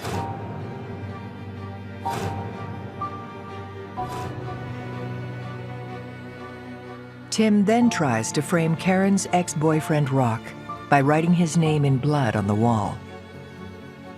At 9:30, Tim calls George, and we know that he calls her from Karen's house. We know that around 10:40, he arrives up in Pasco County where George meets him at a gas station, and Tim then follows George to his girlfriend's house. But why did Tim's friend George lie about an alibi for him? Ultimately, we learned that he confessed to George that night. But George was scared. I think he's looking at a guy that's been in prison once for attempted murder and now just told him that he stabbed his girlfriend to death. He's scared of that guy, and he's scared that if he does say something, that he'll come after him, his girlfriend, or the kids. Tim ticks a number of boxes in terms of criminal psychopath behavior. We see it in his previous exploits, we see it in his relationship, we see it with his attempts to frame Rock, and we see it most notably in that after brutally murdering his girlfriend, he gets the munchies and has to help himself to a pizza that's on the counter. It shows you just how cold and calculated he is. On October 24, 2007, Tim Permenter is convicted of the first-degree murder of his girlfriend, Karen Pennell. He is sentenced to life without parole. By grieving for Karen Pennell in this case, I allow myself to feel bad, and I allow myself to be angry, and I allow myself to be confused because none of it makes any sense. And at the end of the day, you murdered her because she broke up with you. There's never a good reason for murder, but that's one of the worst. I don't get it. With all homicide cases, a good ending, I guess, is putting the person that's responsible in prison for it. But it doesn't change what happened. You can't bring their loved one back. This family lost Karen, their daughter, their little sister, you know, who was a good person that everybody loved her.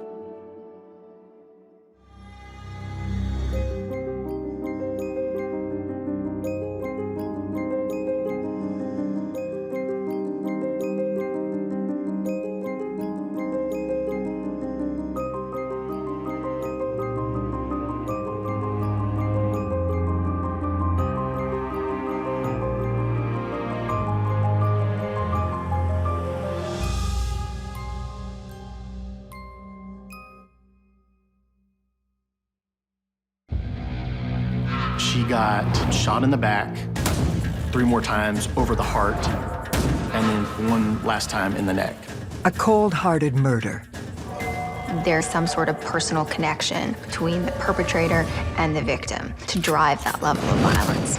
A woman with many admirers, any one of them a suspect. He said that it was going to be difficult for him to write poetry anymore because his muse was dead. Was there some expectation on his part that she pay him back in some way? Maybe with a romantic interest, or it was a loan and it needed to be paid back quicker? He had pushed her down the stairs and assaulted her.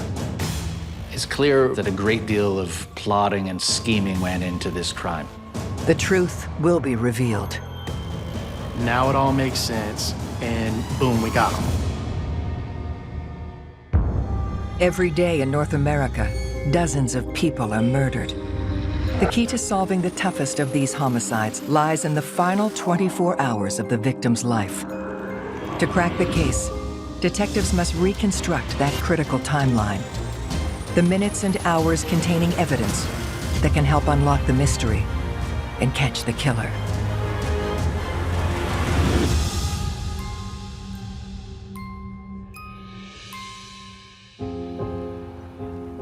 Frisco, Texas. Everything is bigger and better in this small town. It was just a nice, quintessential town. It's a suburb of Dallas. There's fairly large houses, family town. It's kind of a close-knit community. The Dallas Cowboys are home here, so that's where they practice and train at. There's the minor league baseball team here for the Rangers. So Frisco is definitely a sports town. It's a very safe community. It's friendly. It's diverse. It was rated one of the best places in America to live. But on one chilly January morning, Frisco's peacefulness is rocked to its core. On January 14th, we got a call, a welfare check from Henry Braxton. He wanted to check in on his girlfriend, Anna. She hadn't shown up for their date, and she hadn't showed up to work all day. So he was concerned about her health and safety. Responding officers went to Anna's house. There was no answer at the door. Anna's son, Igor, met the officers at the house. Igor has a key, and they checked the house. Everything looked fine, looked like a normal, nice, well-kept house. Then they go in the garage, and that's when they find Anna's body. She was on the floor, like there was a little bit of blood. We discovered there's multiple gunshot wounds, and she was on her back with her body kind of twisted. It looked like she got shot in the back. She falls, kind of hits her car, falls down. That's what twists her. That's what puts her in the position that we find her at in the garage. The shooter then shoots her 3 more times over the heart, and then shoots her 1 last time in the neck. How she was shot with the contact wound, gunshot wound to the neck, it was like the shooter had some sort of emotional attachment and just couldn't shoot her in the face. But at the same time, they wanted her dead. The victim is 42-year-old university administrator, Anna Moses. Anna was a very smart gal, ambitious, a real go-getter, and also a very devoted mom. I admired her so much. She trained as an engineer and economist, and if she was reading a book, she wasn't reading in Russian. She was reading in English, which is astonishing because, you know, English was her second language. Originally from Russia, Anna moved to Texas with her young son after marrying salesman Robert Moses. Robert Moses had adopted Igor. He loved Igor and treated him like his own son and cared for him.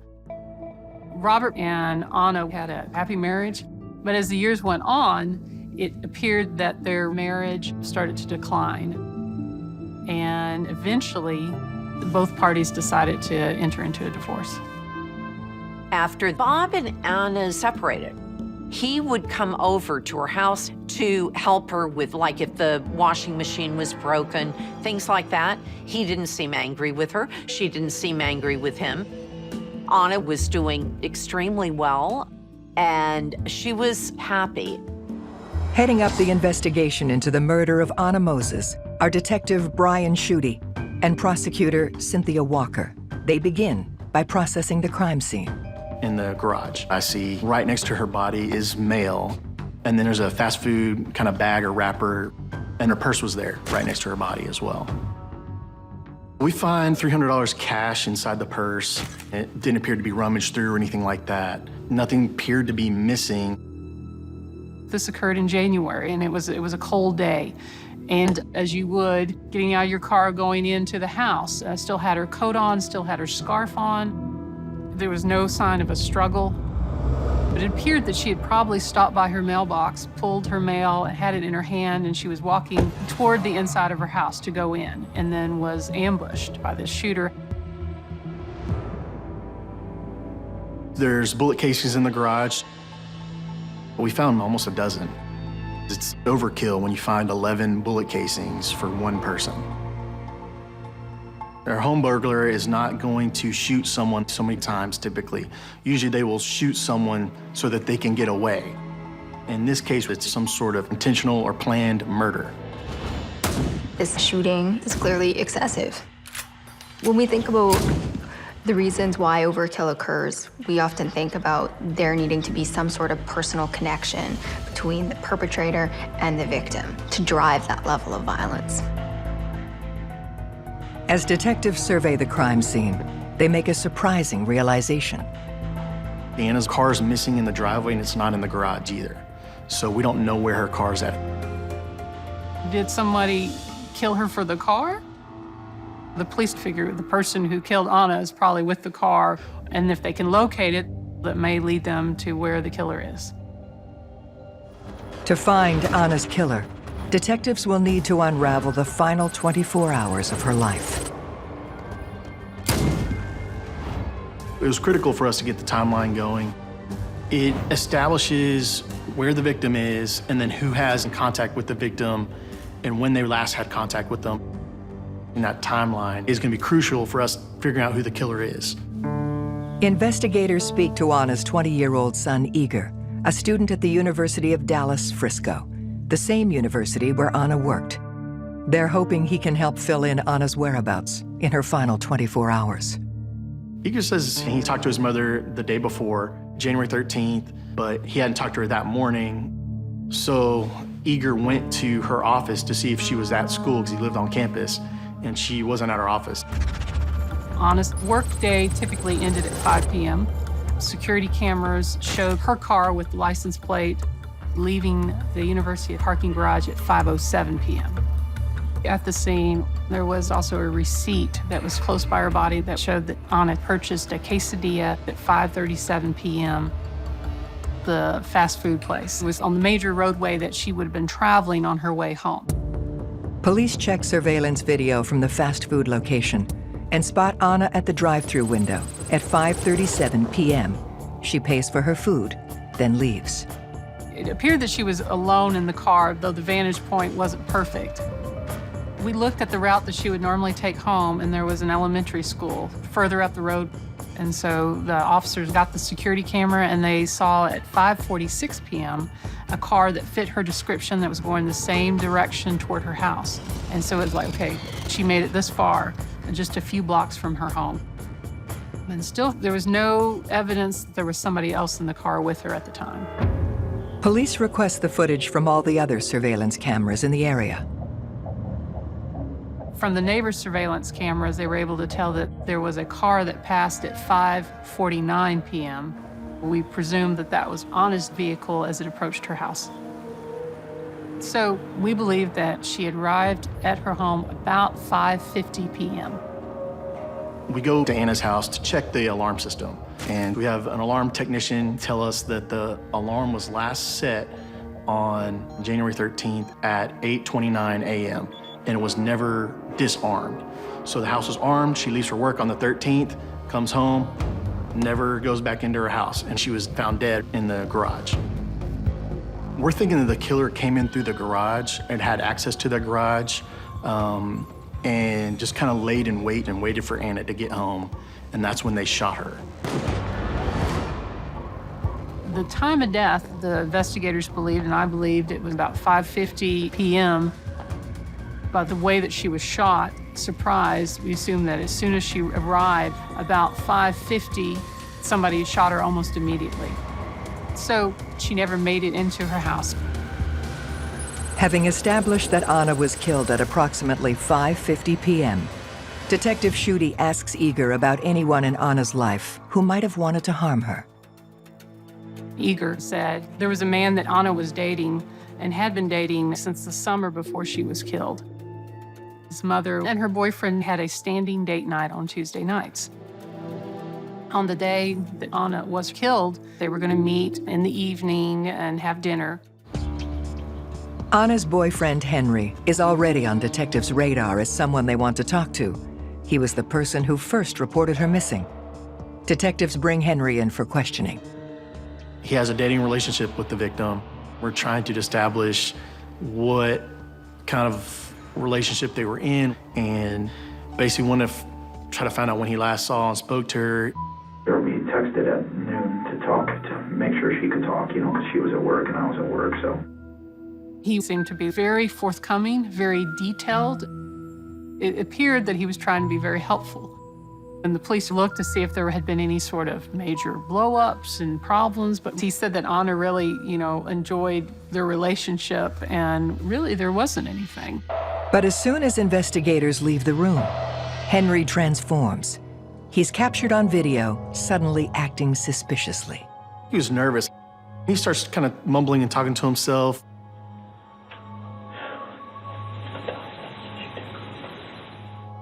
Henry's heard kind of saying, what did I do? Did I mess up or something like that? It's kind of an odd statement. So there's cause for concern. It raises the flag. We got to investigate further. Whenever you see someone talking to oneself the way Henry does in the interview room when he thinks he's alone, of course, everyone's still listening, you have to ask yourself, why aren't those little details occurring during the interview itself? What is he hiding? In the brutal murder of Anna Moses, investigators are zeroing in on her boyfriend, Henry.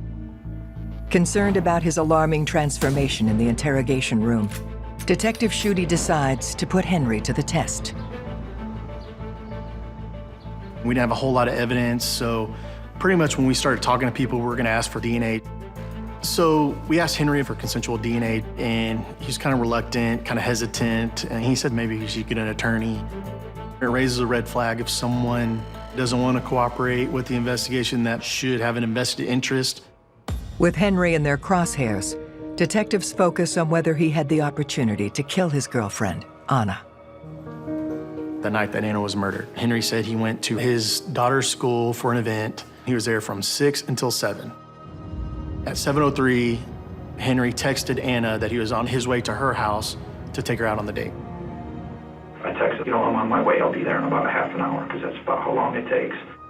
Henry said he showed up to the house around 7:37. Knocked on the door, no answer. Looked in the windows up front. There's no lights, nothing going on in the house that he can see. The garage door is closed.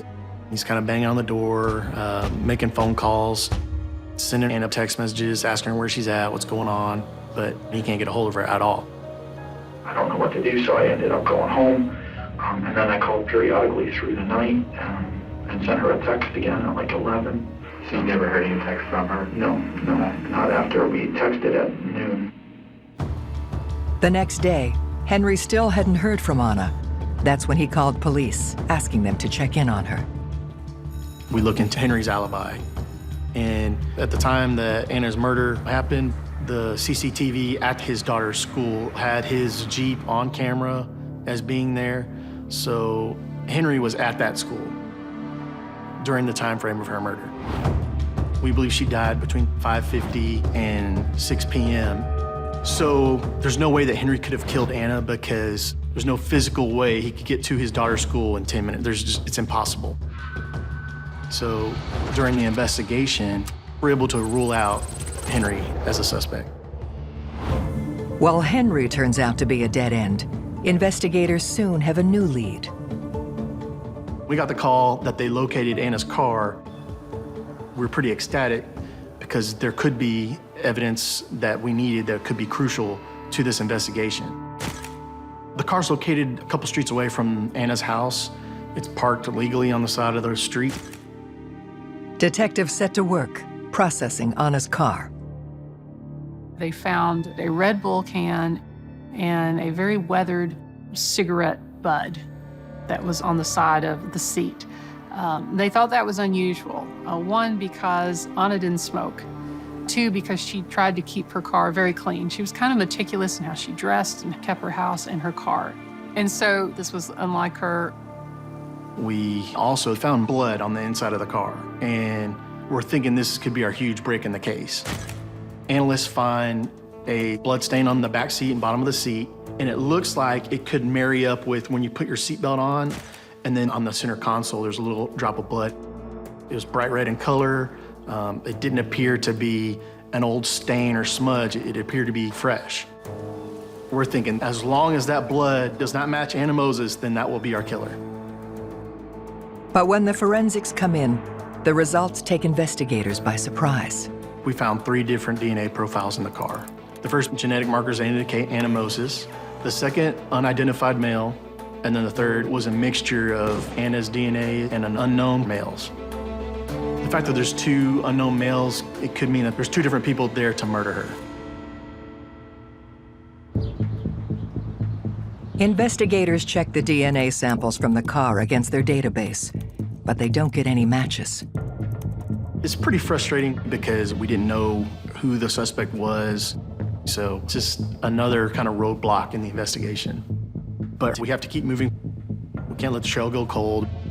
This was my first big murder case, and I am a big problem solver. I like working towards that goal of finding who the killer is. Searching for new leads, Detective Schutte takes a closer look at Anna's personal life. We look into Anna's computer and different social media things. We end up finding a person named Jerry, and Jerry had written some poems for Anna and had actually published a poetry book. Anna had a copy at her house. We're kind of shocked because, I mean, there's some pretty strong feelings in poetry in that. So the best thing was for us to go talk to Jerry. Anna told me that Jerry was such an artist. I never got any sense that there was any kind of sexual relationship. It was more like some kind of very deep spiritual bond. As detectives dig deeper, they discover Jerry seemed obsessed with Anna, emailing and calling her multiple times a day. He described Anna as his muse, which shows, pretty strong emotional connections and ties. If someone has pretty strong feelings, enough to write a poetry book and get it published about a person, we're gonna look into that person and see if maybe those feelings were reciprocated or not, and what their relationship was all about. In this case, where there is a friend who has such a obsession, sometimes your admirer may have ulterior motives. Investigators didn't know if Jerry knew about Henry or if there was a resentment because she had a boyfriend. If there's that level of interest on Jerry's part, and you could see how there could be a jealousy or there could be anger. Is there something that had happened? And so the police had to look to see, did Jerry commit the crime? Did he kill Anna Moses? In Anna Moses' murder, detectives are zeroing in on a new suspect, an admirer and poet named Jerry. When investigators question him about Anna, he gets emotional. I can't bring her back, but I want justice for her. Jerry was hit pretty hard with Anna's murder, breaking down, crying, sobbing. Jerry said that it was gonna be difficult for him to write poetry anymore because his muse was dead. It's a little odd where someone kind of makes it about themselves that I won't be able to write anymore. Jerry said he and Anna met at like a speaking group, public speaking, where people who want to better themselves in public speaking can join this group and then get up and they give different speeches. Anna was primarily taking that class to try to get rid of some of her Russian accent. Jerry said he liked her accent and didn't want her to change it, and that's how they first met. I could honestly say Anna is a very attractive person and sweet and beautiful, but I was just trying to be anything I could be to be a friend. Jerry would go to the opera with Anna. He would go do things with her that was real, kind of artsy. When Detective Schutte presses Jerry for more details about his relationship with Anna, there's a surprising revelation. I've been married since '73, but I've come to points where I felt like, let me out of here, but we've stuck with it. He tells us I have a wife and my wife knows about Anna, and it seemed like Jerry really liked Anna, but he was married and committed to someone else. There's indicators that Jerry didn't want, his wife or Anna's boyfriend to know everything that they were doing together. Clearly, there's an emotional attachment. Jealousy or lover scorn could be a motive, but we don't know if the opportunity is there for him to actually have done this. Jerry's alibi is that he was at his house all night with his wife. Jerry tells us he got off of work around 5 and went straight home. So we go try to vet the information he tells us. We look at toll tag information to verify his whereabouts. We confirm that on Tuesday 13th, Jerry leaves his work at 5 p.m. and is tracked along the tollway till he gets home around 6 p.m., where he's there all night. We believe Anna was killed between 5:50 and 5:55 p.m. on the 13th. There's no possible way Jerry could have made it to Anna's house at the time frame she was killed. The police could corroborate his alibi, which is that he was traveling home in a different area, and his car was hitting the different tollway gates. And so there just wasn't anything to substantiate making Jerry a suspect anymore. With another suspect ruled out, detectives broaden the scope of their investigation to the university where Anna worked. We interviewed Anna's coworkers just to see if they could describe any possible motive or suspect that might help us out. They let us know that she had a mentor that worked at the university. Investigators learned that Anna had a special relationship with this mentor, Dr. Werkowski. We know he's a professor at the university for mathematics, We wanted to make sure we just talked to him and see what the relationship was. Dr. Wachowski stated that at this stage in his life and in Anna's that they were close friends. He's almost 30 years older than Anna.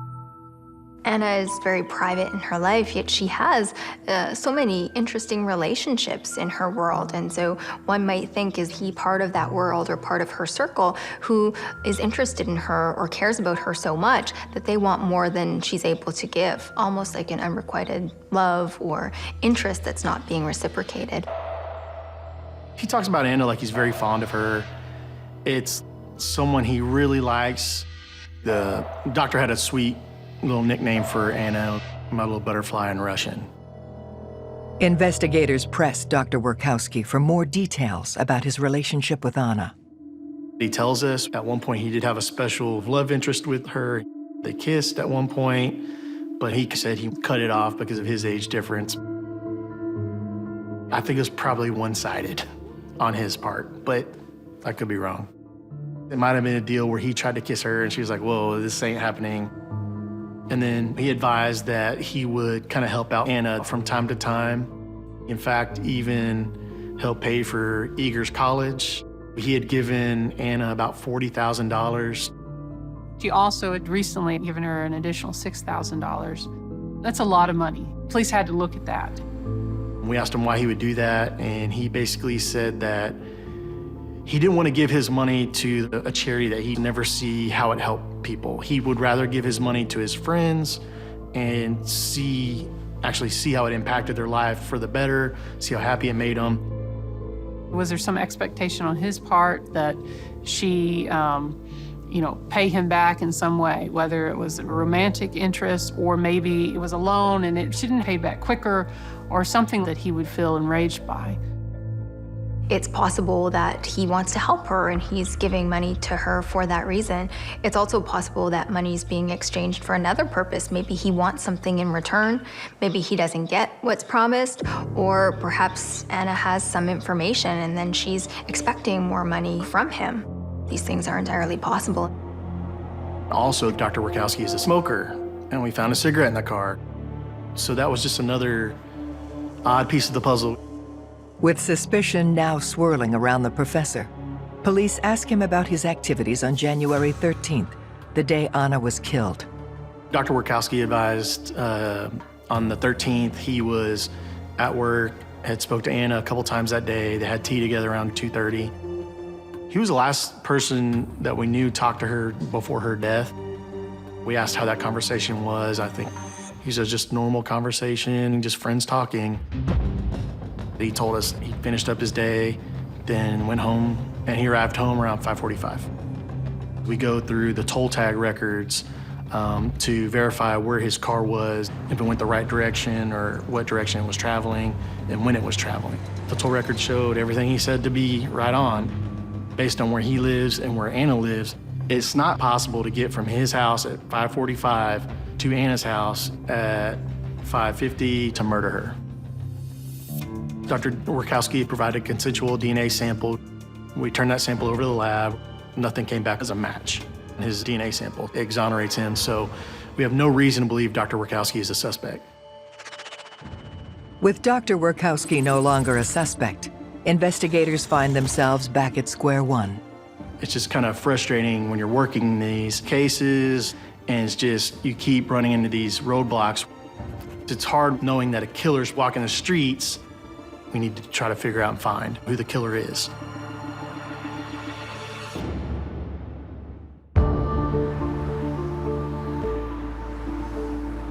Having exhausted all their leads, detectives go back to the drawing board looking for anything that could help point them to Anna Moses' killer. We did a search warrant on her house, and we located Anna's life insurance policy. It was for $650,000, and it was designated to go to Eager, her son. Eager was the most important thing to Anna, and if anything ever happened to her, she wanted to make sure that he was going to be taken care of.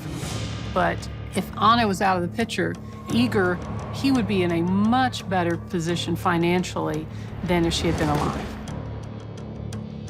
As the cliche goes, people might say, follow the money. And in this case, when it's learned that there is an assurance policy and the beneficiary is Anna's son, clearly that's cause for concern in terms of, could the crime have been committed to obtain this money? With Anna's son Igor now in their crosshairs, investigators bring him down to the station for questioning. When you're interviewing someone, you do look around and kind of see what their body language is. It's not only what they say, but how they say it and their demeanor, things like that. And at that time, Igor just kind of raised a little flag like, hey, this is different. He doesn't really express himself, and you can't get a read off of him because it's just nothing there. Igor had some kind of weird comment about his mom's murder. He asked, was she all in one piece? And it was kind of strange. We're like, well, why would you think she wasn't in one piece? It was just an odd statement. When we first told him that, his mother had been killed, he went and played sports with his friends in college. So it just kind of perked our interest on kind of where Igor's mindset was and what was going on with him. Detectives hone in on Igor's whereabouts during the time Anna was killed. On the 13th, Igor said he was in class from 5:30 to 6:45 that night, and that he went and got some food at the little campus bistro, and then went back to class from 7 to 9:45 that night. We went and interviewed people from Igor's classes that said they saw him there at the times that he said he was at class, and we were able to pull up a transaction from him at the campus bistro, along with him on the CCTV. So he pretty much was eliminated as a suspect based on his timeline and the events that we saw. Before police let Igor go, investigators ask about the insurance money. Igor mentions that his father, Robert, is managing Anna's assets. It appeared that Robert Moses had a very close relationship with his son. Even though Igor was an adult, Robert would have had a lot of control over where that insurance money went. Also, the home that used to be Robert's and Anna's, when they divorced, Anna got the home and Robert moved out. And we found out the day after Anna died, Bob moves into her house. And her body wasn't even cold in the ground, and he moves into her house. That's a huge red flag for us. While everybody is devastated and upset, his interest was all about the money, and he would say that he was doing it for Igor's benefit.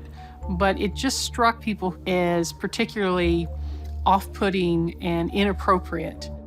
Talking with Anna's close friends, investigators uncover more unsettling information about her ex-husband. Bob Moses. He had low self-esteem, and he covered it up by appearing confident, even arrogant or cocky. He always was acting like he was a real authority. So he seemed like the kind of guy who liked to be in the thick of things, but he wasn't devoted to some kind of career or calling. He was Anna's Svengali, he thought. Bob apparently had told Anna, you'll never be able to make it on your own, because when she first came to this country, she was really pretty dependent on Bob, and I think he liked it that way. While Anna focused on her education and building her career, Robert's career was sinking. There was a pattern. Bob getting a job, getting fired, getting another job, not liking it, quitting. It had happened several times. And it was bothering Anna because she was not like that at all. Eventually, she didn't need him anymore. In fact, she was doing better than he had been doing when they first met. I'm sure it drove Bob crazy. In my mind, Robert is resenting Anna, both in terms of her ability to move on with her life and also financially. And I wonder if Robert also may have some over-controlled hostility, and that he might be the type of person who takes these resentments that pile up until one day he might explode with anger. And when he does, it can be excessive. This could be a motive for murder in this case. One of Anna's friends tells investigators Bob was violent in their relationship, and the situation reached a boiling point. Anna came over to her house crying and kind of frantic because Bob had pushed her down the stairs and had basically assaulted her. Anna had actually broke her wrist from that incident, and we were able to get a copy of the medical records from the hospital, and we had photographs of her at an event with the cast on. So that's putting the spotlight on Bob now.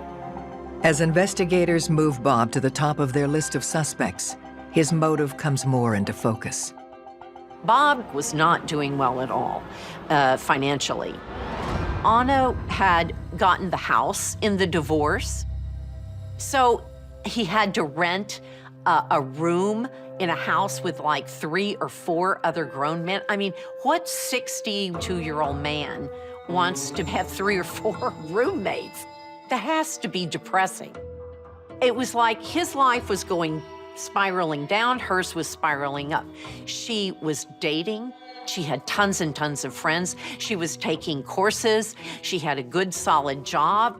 And I think it just ate away at Bob. When I start diving into Bob's financials, oh boy, there's a lot of debt, and he's at that age where he can't recover from that type of debt.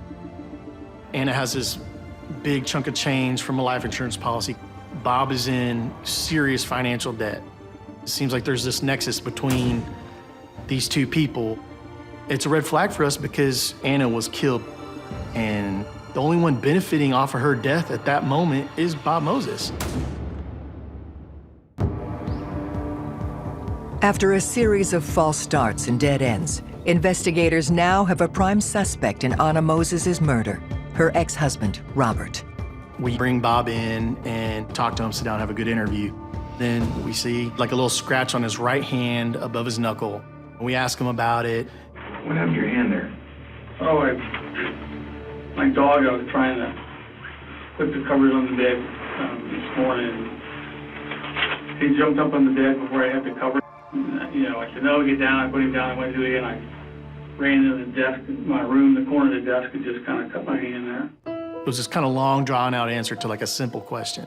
And it's been my training experience when someone answers a question like that, it's the person thinking of a way to tell a lie, and they're making it up as they go and hoping you believe it. And we're like, wow, that's pretty fresh. He showed it to us, and it's a small little cut. And then we asked him, hey, can we take a DNA sample? You know, he cooperated with that part of the investigation. Okay. So I want you to go ahead and rub it on your left cheek, yeah. Many guilty offenders have voluntarily given DNA, including some serial killers, who, as part of their confidence game, will turn over a hair or even provide blood, hoping that by appearing cooperative, that they're less suspicious looking. Police continue their interrogation, questioning Robert about his relationship with Anna. When's the last time you were by her house? Well, Eva was out of school, so I was over there, I don't know, maybe it was last week? Last week? I don't know. I mean, I'm trying to think. He was very kind of vague in general. Instead of a direct answer, he would kind of move around the answer and talk about something else that didn't have anything to do with the question. And so they felt that was pretty odd. With Robert's evasiveness setting off alarm bells, detectives push him on his whereabouts in the hours leading up to Anna's murder. He tells us that he was at work, and then that night, you know, I was on the computer, I was watching TV, and I went to a restaurant. It's kind of a place where girls don't wear a whole lot of clothes, and they serve beer and bar food there, and he's kind of a regular there. Investigators check into Robert's story. So I follow up with his work. Well, his work says, well, Bob hadn't really been coming to work, and you know, he's pretty much gonna be fired because he's not producing any business. So that was very strange to us because he told us he was at work. He lived in a rental home with 3 other men. They checked, and talking to those other men, no one could say, hey, Robert Moses was at home around 5:50 p.m. on January 13th. We go to the restaurant that he said he went to. We review the video, and we verify him walking into the restaurant at 7 o'clock. He's there for about an hour and then leaves. But before 7 p.m., we cannot locate or pinpoint where Bob's at. We got all this information on Bob, but it doesn't mean that he necessarily murdered Anna. But we do have DNA that's waiting to be processed. So at this point, we are waiting to see if Bob's DNA comes back a match to the DNA that was taken from Anna's car. When the DNA results come back, they confirm the blood found in Anna's car is Robert's blood. The blood stain on the console was a mixture of Bob's and Anna's DNA. So that ties Bob to the crime scene. That is a huge win for us because now we have the killer. Now it all makes sense. Everything matches what we think is happening, and boom, we got him. In Robert's eyes, he was a benefactor and even a savior for Anna. He gave her a new life, and in his mind probably thought that he could do no wrong and to some degree owned her. And when she sort of goes out on her own and things didn't work out according to plan, we see that maybe he could never get over that. And the rage just began to fester and boil, and this murder ends up being sort of the final actualization of an anger streak that began years earlier. With this last piece of the puzzle in place, investigators are now able to fill in the final 24 hours of Anna's life. On January 13th, Anna had left work around 5 p.m., traveled north on a major roadway, stopped at a fast food restaurant, purchased a quesadilla, drove to her house. Bob got into the garage, lays in wait. Anna comes home, gets her mail, pulls in the garage at 5:50, closes the door. Bob pops up, boom, boom, boom, shoots her several times. She falls down, and then he comes up to her and shoots her 3 more times over the heart. He didn't shoot her in the face because there's kind of this emotional attachment, but he does shoot her in the throat. That was the finishing shot, just to make sure she was dead. He is the one who got into the car and then moved it. We don't know exactly when he parked it, but it was found 2 blocks away from the house. We believe that Bob Moses disables the gun, probably in pieces, or he throws the gun in a trash can or a sewer. After killing Anna, Robert heads to a nearby restaurant to give himself an alibi. We interviewed the waitress, and she was like, he made the comment like, this is the greatest grilled cheese sandwich I've ever eaten. When I look back at it, I think that he said that because he was still kind of high on the adrenaline and like he just got away with murder. The only question left is how the can of Red Bull and cigarette butt ended up in Anna's car, bringing with them the second set of unidentified male DNA. We have to question if this wasn't part of Robert's way to throw off the investigation. He could grab a can out of a trash can or a cigarette butt on the side of the road and throw it in the car, and that DNA, who knows where that would come from. It would have absolutely nothing to do with this case.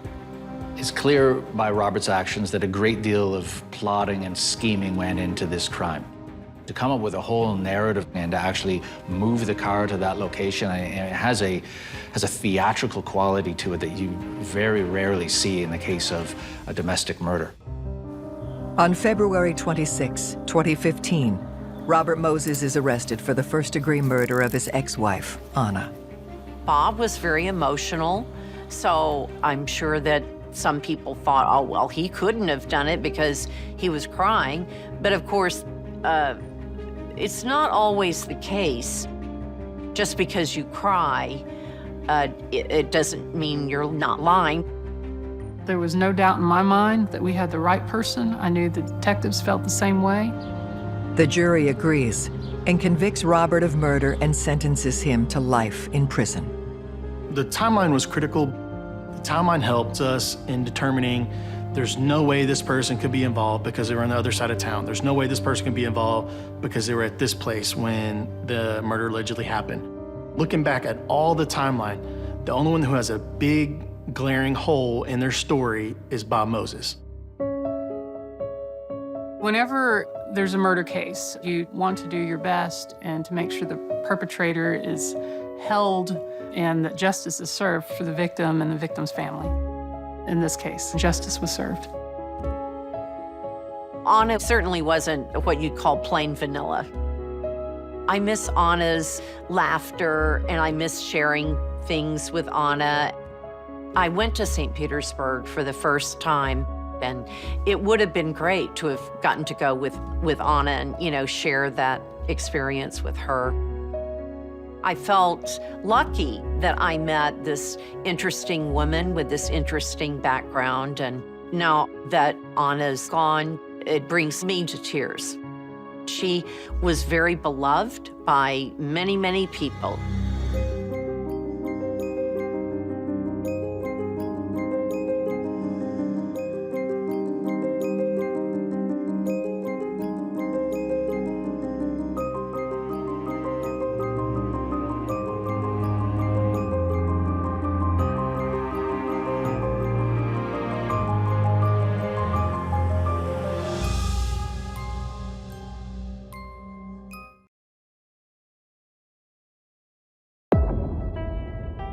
There was a clear bullet hole on the right side of his temple.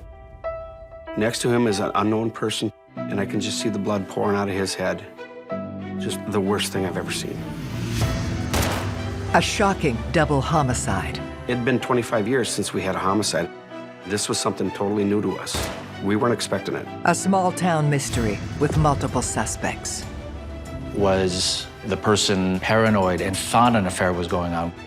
Sometimes people have very extreme beliefs, and that can lead to violence. In a letter that they send out, they threaten death. The truth will be revealed. The only person that would know this information is the shooter. That is our killer. Every day in North America, dozens of people are murdered. The key to solving the toughest of these homicides lies in the final 24 hours of the victim's life. To crack the case, detectives must reconstruct that critical timeline. The minutes and hours containing evidence that can help unlock the mystery and catch the killer.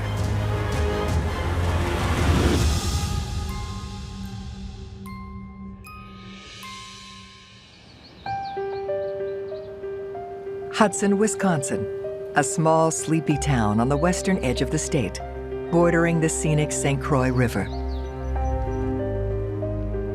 Hudson's a small bedroom community. It's kind of a town where everybody knows everybody. People are comfortable with leaving their cars unlocked. They're comfortable with leaving their doors open.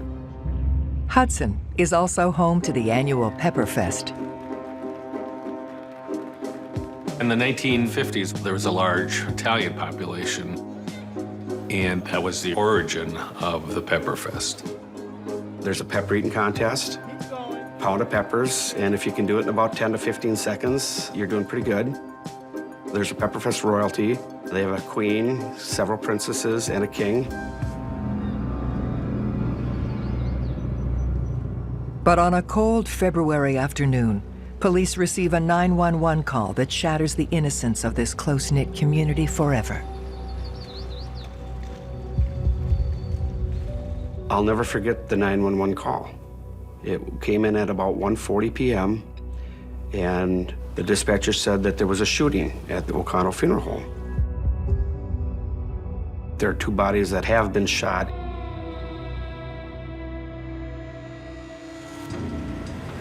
The response from law enforcement is swift. Police, ambulances, helicopters, and a SWAT team all descend on the funeral home. So we had all hands on deck coming to assist because this is a type of call that nobody ever heard over the police radio. It'd been 25 years since we had a homicide in Hudson. This was something totally new to us. We weren't expecting it. Detectives find the bodies of 39-year-old Dan O'Connell, a funeral home director, and 22-year-old James Ellison, his intern. Dan O'Connell was one of the most friendly, outgoing, energetic, loving people you could ever meet. He was involved in everything. He was a former North Hudson Pepper King. Everybody loved Dan O'Connell. He was just a stellar individual. Dan was my soulmate, the love of my life. We were the best of friends, besides being lifelong partners and parents. He was just always compassionate. He could make everybody feel comfortable. James Ellison was a 22-year-old student who always dreamed about being a funeral director. James had a longtime girlfriend, high school sweetheart, and they had planned on getting married. And he picked O'Connell Funeral Home because he thought, hey, I want to learn from the best. Tasked with solving the brutal double homicide of Dan O'Connell and James Ellison is rookie detective Sean Petit. You have to prepare yourself mentally. How am I going to balance my emotions with what I need to get done? In my mind, this is a close personal friend that's murdered. It's time to take a deep breath and look at the big picture. I have to fix this somehow. I owe the family. In the case of a double murder, you have to do everything twice. There are 2 bodies, there are 2 autopsies, there are 2 victimology workups. It increases everything twofold. Detectives begin their investigation by surveying the crime scene. Dan is an obvious bullet hole to his head. And next to him is James, hunched over, and he's bleeding, and I can just see the blood pouring out of his head. Obviously deceased as well. Both of them, their colors were gone. I've seen a lot of death. I've seen a lot of suicides. I've seen a lot of gunshot wounds, but this was different. Investigators look for clues to help establish the time of death and a possible motive. Because the blood was still running down the walls, we knew that this was a relatively fresh crime. We received the call at 1:40 p.m., and we determined that it probably happened within the past 2 hours, so somewhere between 11:40 a.m. and 1:40 p.m. The first question I asked myself was, is this a robbery that went bad?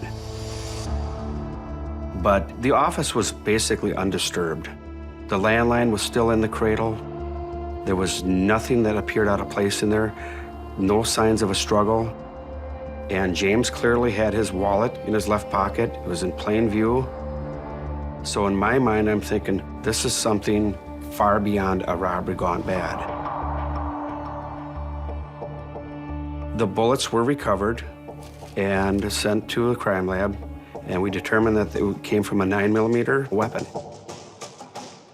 The shell casings that were found on the ground actually told us a lot about the crime scene. We believe that our killer walked into the office, walked right over to the desk, and as Dan is pushing up, getting up off the chair, probably gonna say, now wait a minute, suspect's got a gun and fires one and hits him right in the head. It appeared that James walked in, saw Dan deceased, and started walking behind the desk over to see him. Then all of a sudden he hears a gunshot and he dropped his papers and went into a defensive mode. And that's when the third shot came, hit him in the pinky, went through his head and out his head and into the wall. So now we believe that Dan was shot first and was most likely the original target. James just happened to be an innocent bystander, and he had to be killed because he was a witness. Whoever did this went right in with the sole purpose that I'm gonna kill Dan. He didn't have a chance to defend himself. He didn't have a chance to say anything. He just was murdered point blank. To catch Dan's killer, detectives will need to unravel the final 24 hours of his life.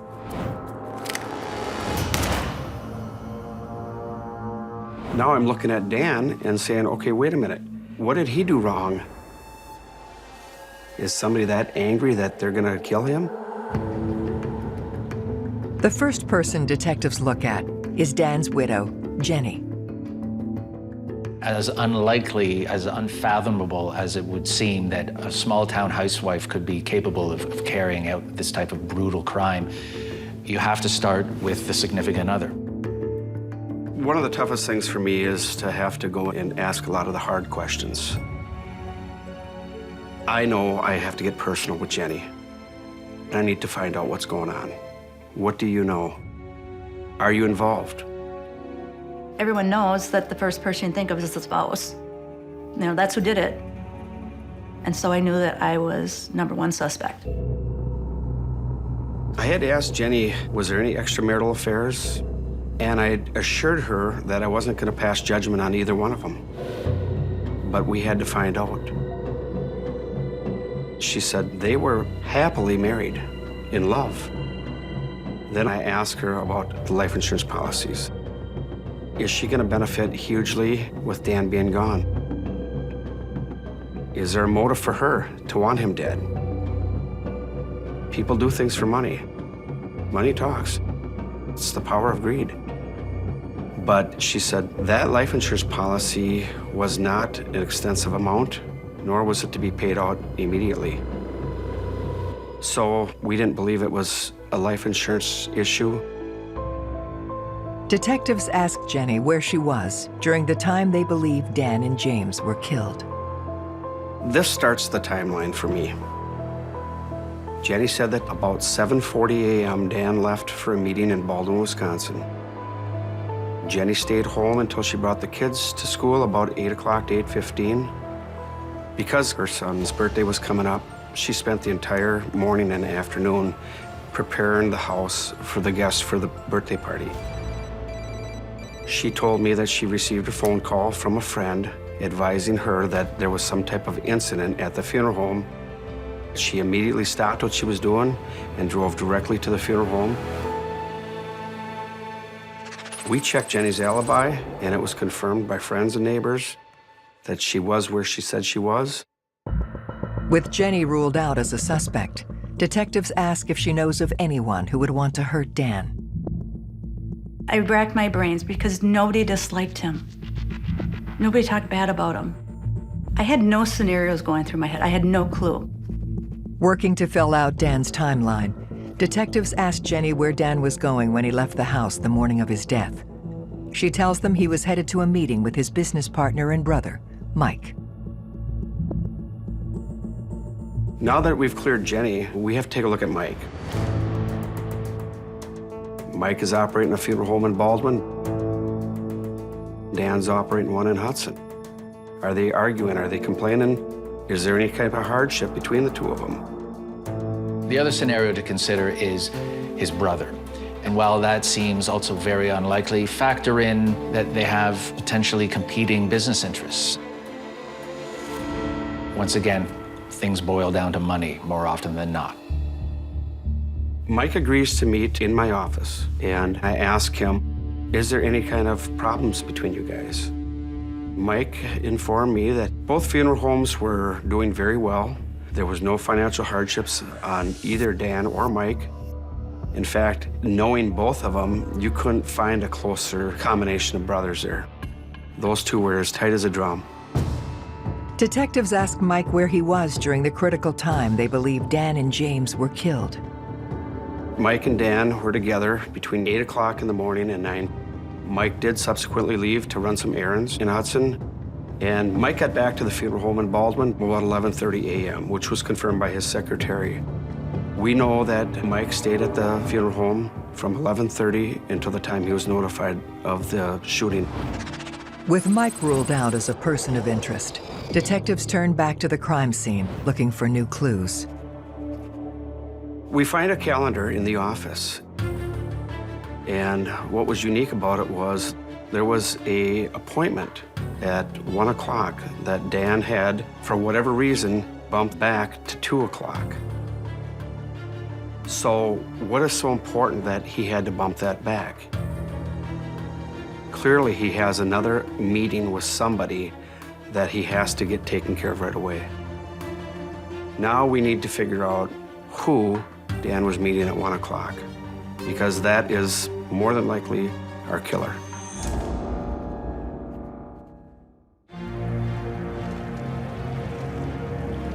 Detectives are working the theory that the person Dan had a 1 p.m. appointment with on the day he was murdered could be his killer.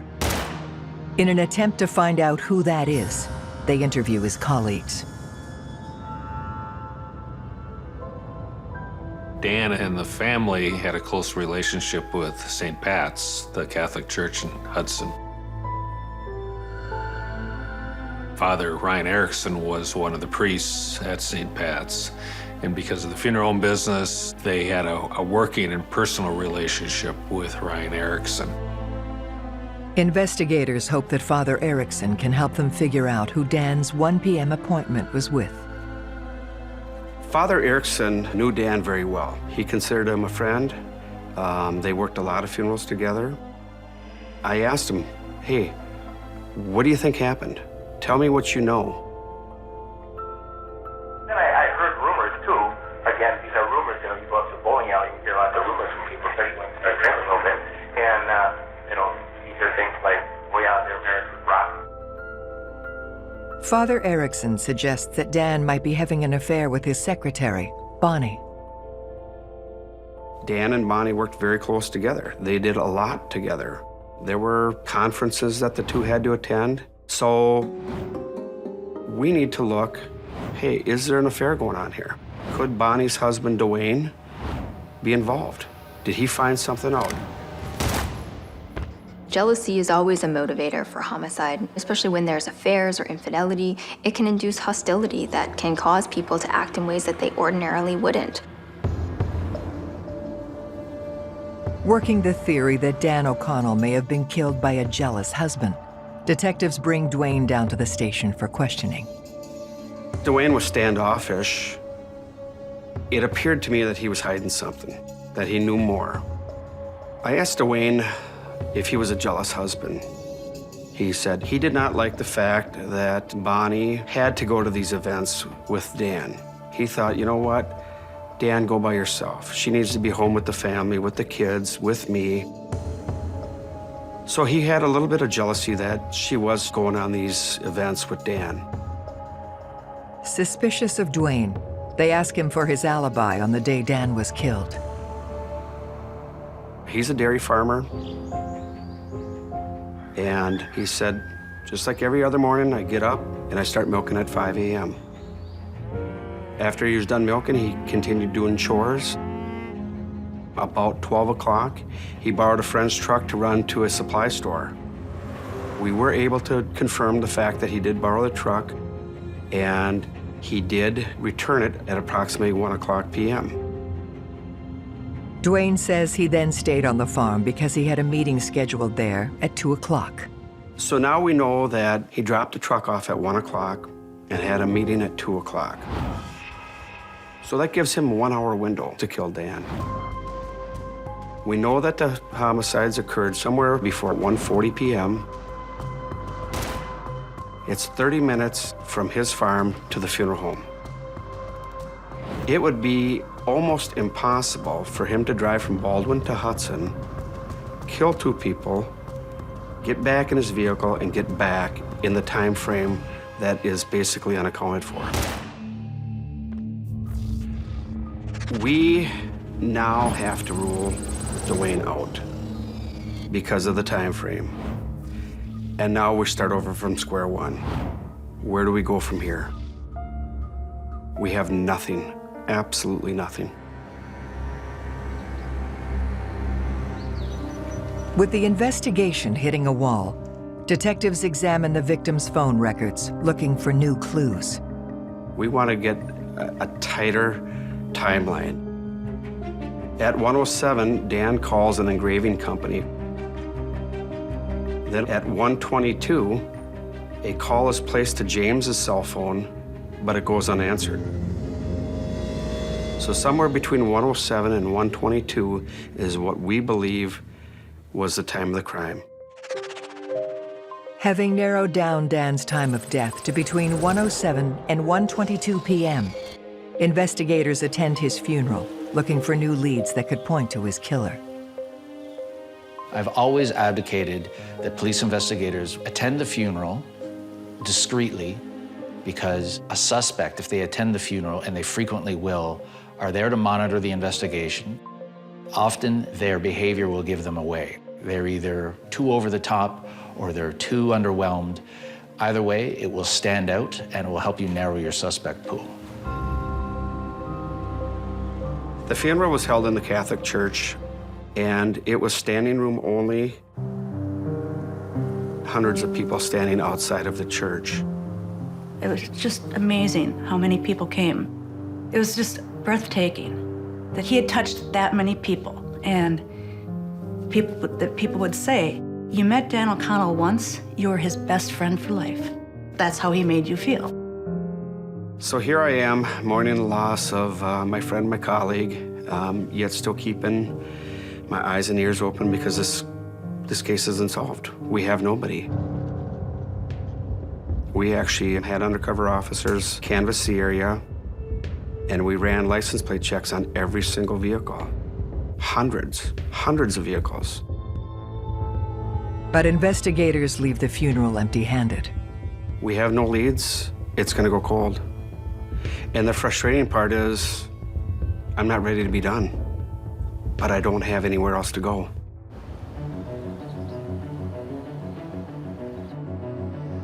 As the case stalls, the FBI contacts them with a surprising new lead.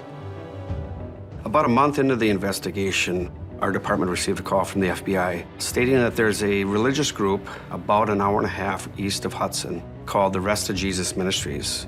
And it's kind of a radical group that is against the embalming of bodies.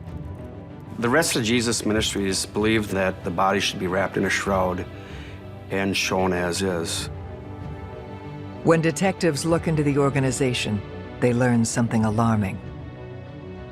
They sent out over 400 letters to funeral homes in the community or in the area.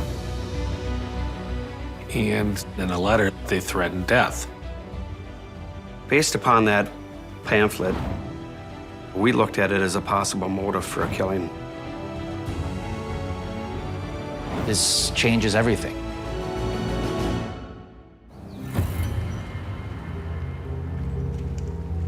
Detectives are working a new theory that a religious cult may have targeted Dan O'Connell for betraying their beliefs. The letters appeared threatening in nature, and that is a red flag to me. Pickling of the body by the draining of the blood is an abomination to me, and this practice must cease. Failure to comply will bring a judgment of much death upon this land. When I read that letter, I'm thinking this is a radical group that would do almost anything to get their point across. They distributed over 400 pamphlets to various funeral homes, and our department wanted to know if the Hudson Funeral Home, and in particular Dan O'Connell, received a letter from the Rest of Jesus Ministries. Detectives run a background check on the group's leader, Catherine Padilla. We found out that she had been arrested twice for disorderly conduct and 2 counts of stalking. To me, she potentially has a motive to commit such crime based upon her past history. Catherine immediately jumps out in my mind as a viable suspect in that we have this strange ideological fixation, even an obsession. She's part of this anti-embalming cult, and then she has a history of stalker-like behavior. Combine those things, you're talking about someone very obsessive, very committed, someone who can act then very dangerously. Believing Catherine Padilla could be responsible for a double homicide, detectives travel to Augusta, Wisconsin to interrogate her. What we learned from her is that she is the prophet of approximately 25 people consisting of adults and children. She holds these little gatherings at her home every Saturday and talks about biblical scriptures, and she speaks in tongues. To me, that's very odd. And oftentimes, cult leaders are very charismatic. They draw followers to them. They can influence them into doing what they want. In popular terms, we might call this brainwashing or mind control. But really what it is a coercive process where people manipulate and exploit others to do what they want. Sometimes that ends in violence. When investigators confront Catherine with the threatening letters she sent to funeral directors, she has a quick answer. She just said it was simply an expression of her religious belief and that she isn't going to harm anybody. It's taken out of context. Suspecting Catherine is lying to them, detectives carry out a search warrant of her home. We did do a search warrant at Catherine's apartment and seized several documents, including a letter that said, "Prepare for war." As alarming as it sounds, we couldn't find anything to tie her to Dan O'Connell. We asked her where she was on the day of the homicide. She said she was at home giving a sermon.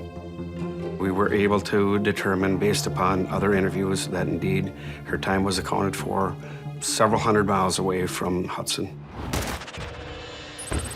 Having ruled out yet another suspect, leads dry up and the case goes cold. Waiting for this to come to a conclusion was the worst. It's the looking over your shoulder, you know. I mean, they're going to come after me and my kids. And looking at people differently. Who are my friends? Who can I trust? Do I know this person really? Do I really know who you are? Did you have anything to do with Dan's death? Did you do this? I became very enclosed. And I didn't trust anybody because I didn't know. Deep down, I knew I had to do something. I had a personal interest in this now, unlike any other case that I've ever worked. And I told myself and I told Jenny that I will work it until the day I die. If it means staying another 20 years on the force, we're going to get to the bottom of it.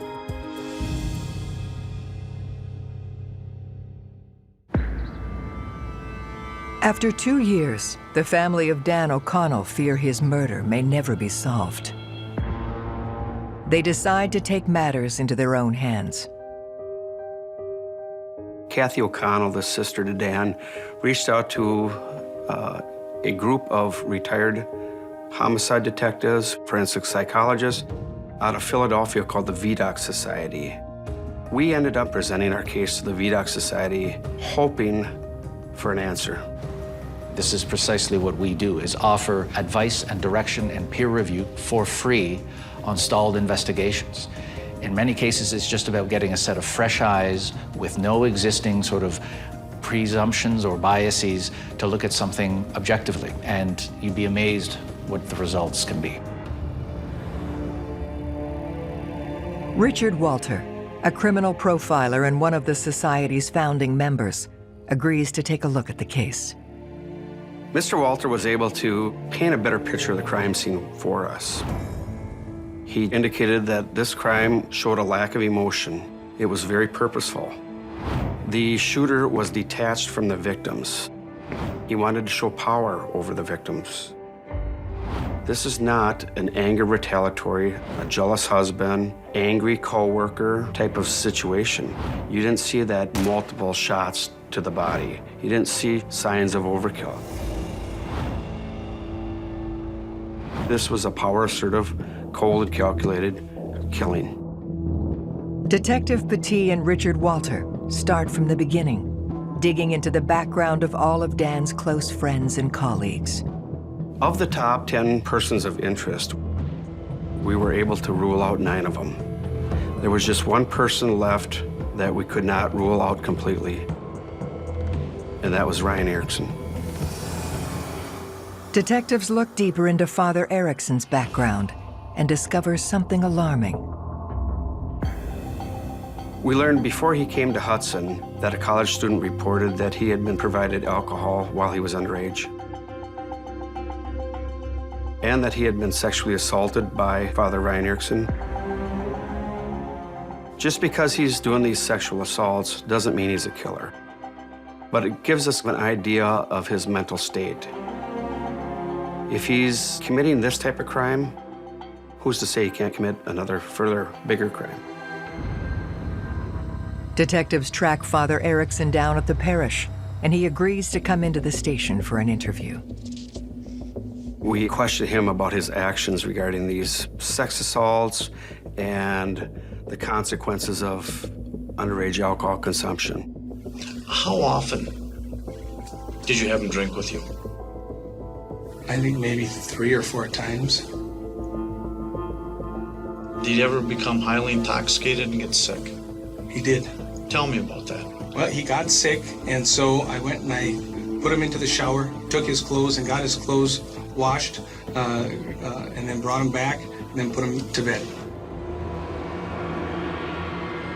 He pretty much blew it off, stating that he was just trying to teach these kids a lesson on how to drink and how to consume alcohol responsible. Why would you provide alcohol to somebody underage?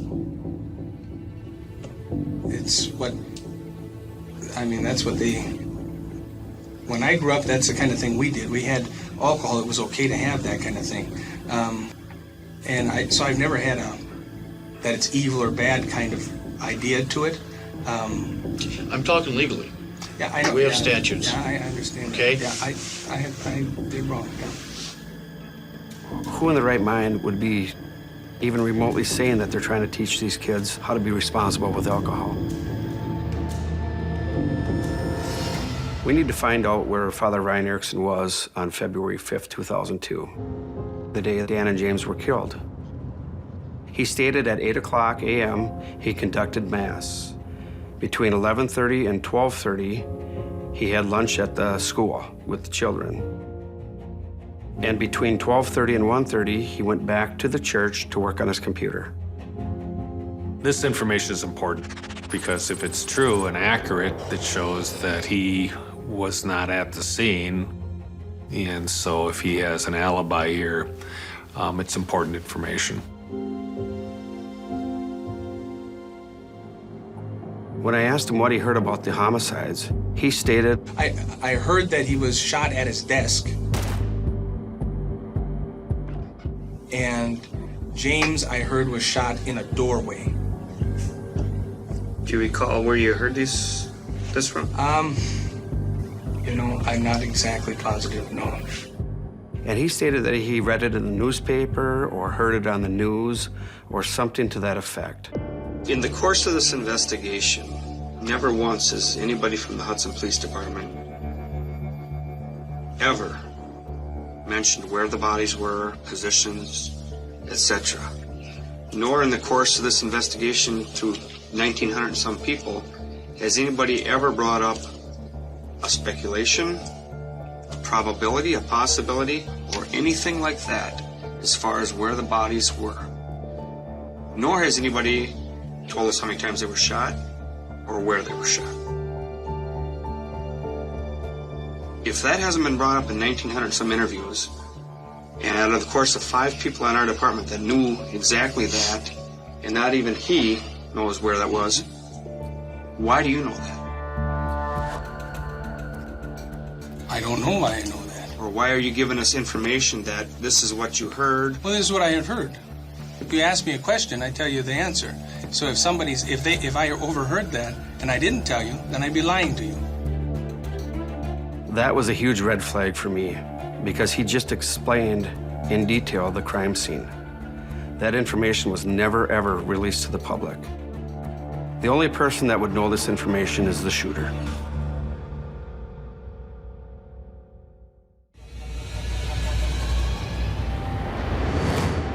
After revealing details of the crime that only the killer would know, detectives zero in on Father Ericson as their prime suspect. For what you're telling us about the scene, not much of that information was given out to the media. None of that was broadcast. This is the very first we've ever heard of it. If you're given direct things, Ryan, I don't know. Why? All I know is I may have overheard that. You're giving us information that was never, ever released to the public.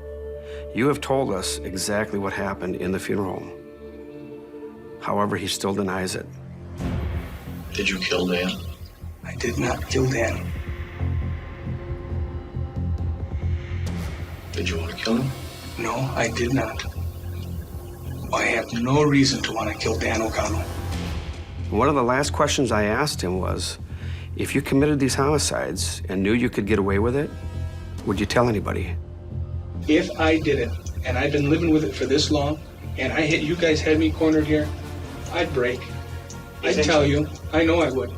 And the reason is because I think the guilt would be so overwhelming. I really do. If you could get away with it, would you tell us? No. Yeah, I mean, if I could get away with it? Yes. Probably no. I mean, I'd try to get away. Human nature says you try to get away with it. And I said, if you committed these homicides and knew you were going to get caught, what would you do? You know, I've thought about suicide before. You know, if I did something that heinous, I'd tell you what. I think I'd be thinking about it now, and I'd be ready to, and that's But you're not the thinking case. about that? No, that's not the case. My reaction when he said he would commit suicide if he was going to get caught was overwhelming. I mean, that's a sin in itself to commit suicide in the eyes of the Catholic Church. Investigators now have enough circumstantial evidence to request a search warrant. So we end up conducting a search warrant at his house, and we seize his computer. We found several images of child sex assaults. We located a software device that he put on his computer in an attempt to wipe the hard drive. We located 16 different firearms, and clearly we were most interested in the 2 9mm that he had. Those were sent to the crime lab. When detectives dig deeper into Father Ericson's computer, it reveals a key piece of evidence. There was no activity on his computer between 12:30 and 1:30, like he said. We have to wonder now if between 1:07 and 1:22 p.m., Ryan Ericson killed Dan and James. Having destroyed Father Ericson's alibi, detectives work to figure out why he would want Dan O'Connell, the town's beloved funeral director, dead. Their questions are answered when a surprising witness comes forward. Dan had coffee with the bus driver at one of the local stores. And according to her, Dan told her that he had a meeting with Father Ericson later on that day. Dan was concerned about Father Ericson and about his relationship with boys and allegations of touching and that type of thing, which would give us a motive. Detectives now theorize that Father Ericson was the mysterious 1 p.m. meeting that Dan had booked last minute on the day he was murdered. Clearly, Dan knew something about Ryan Ericson that he didn't want let out. Dan was the kind of guy, it's like, go head on. I'm going to talk to you first before I go to the police. But I am going to the police. Detectives race to the rectory to arrest Father Ericson. They are met by his superior, Deacon Russ Lundgren. He advised that Ryan Ericson put a rope around his neck, tied it to the balcony, and jumped off and committed suicide.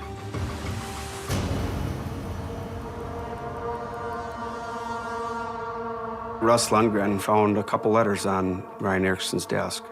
One of them was a last will and testament, and the other was a letter just stating he didn't do it. I've lived a hard but exciting life. I learned and I taught. I helped people and I hurt them, but I never killed anyone. My ego, my pride, my lust, my envy have always stopped me from being the best person I could be. I am tired. By saying in your letter that you didn't do it, it's almost akin to saying that you did. And in this note, he talks about certain characteristics in himself that he's not happy with, even though he denies doing the crime. I see this as kind of a shame-anger cycle, where you blame other people, but then when you have nobody else to blame, you end up blaming yourself. But what Deacon Lundgren tells them next confirms their deepest suspicions. A few days earlier, Lundgren overheard Father Ryan Ericson slamming his fist on the desk and said, "God damn it, I did it, and they're gonna get me." And Lundgren peeked his head in the office and said, "What are you talking about?" And he said, "You know what they do to priests in prison?" That statement alone is a confession. There's no doubt in my mind that Ryan Ericson killed Dan O'Connell and James Ellison. Detectives now believe they know what happened in the final 24 hours of Dan O'Connell's life. He left his home at 7:40 a.m. and met with his brother Mike in Baldwin about 8 o'clock. Around 9 o'clock, Dan leaves the meeting and arrives in Hudson and has coffee with the bus driver about 9:30. Dan told the bus driver that he had a meeting with Ericson between 12:30 and 1:30. At 1:07, Dan calls an engraving company. Sometime between 1:07 and 1:22, Father Ryan Ericson is in the funeral home. He pulled the trigger, killed Dan O'Connell in cold blood. And as he's getting ready to leave, James Ellison just happens to walk through that doorway. And now we have a witness. James was in the wrong spot at the wrong time, and he paid the price.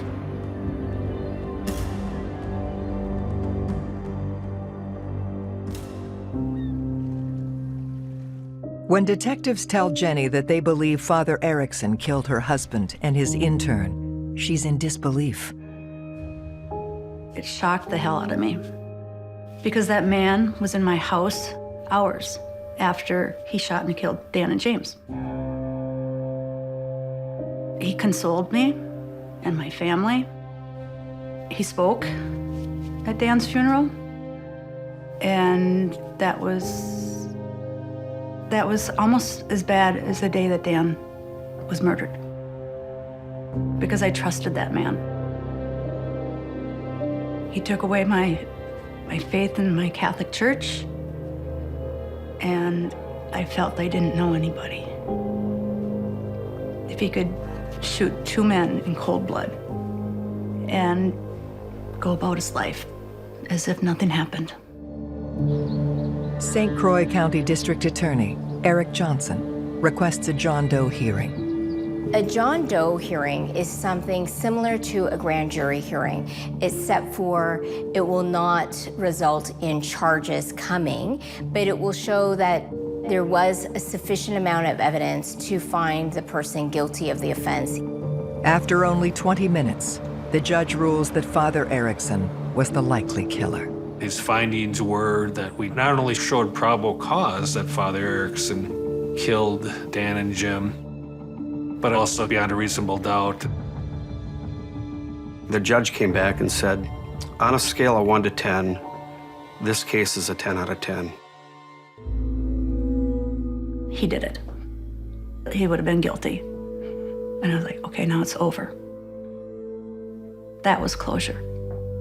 I could shut that chapter finally in my life and open up a new one.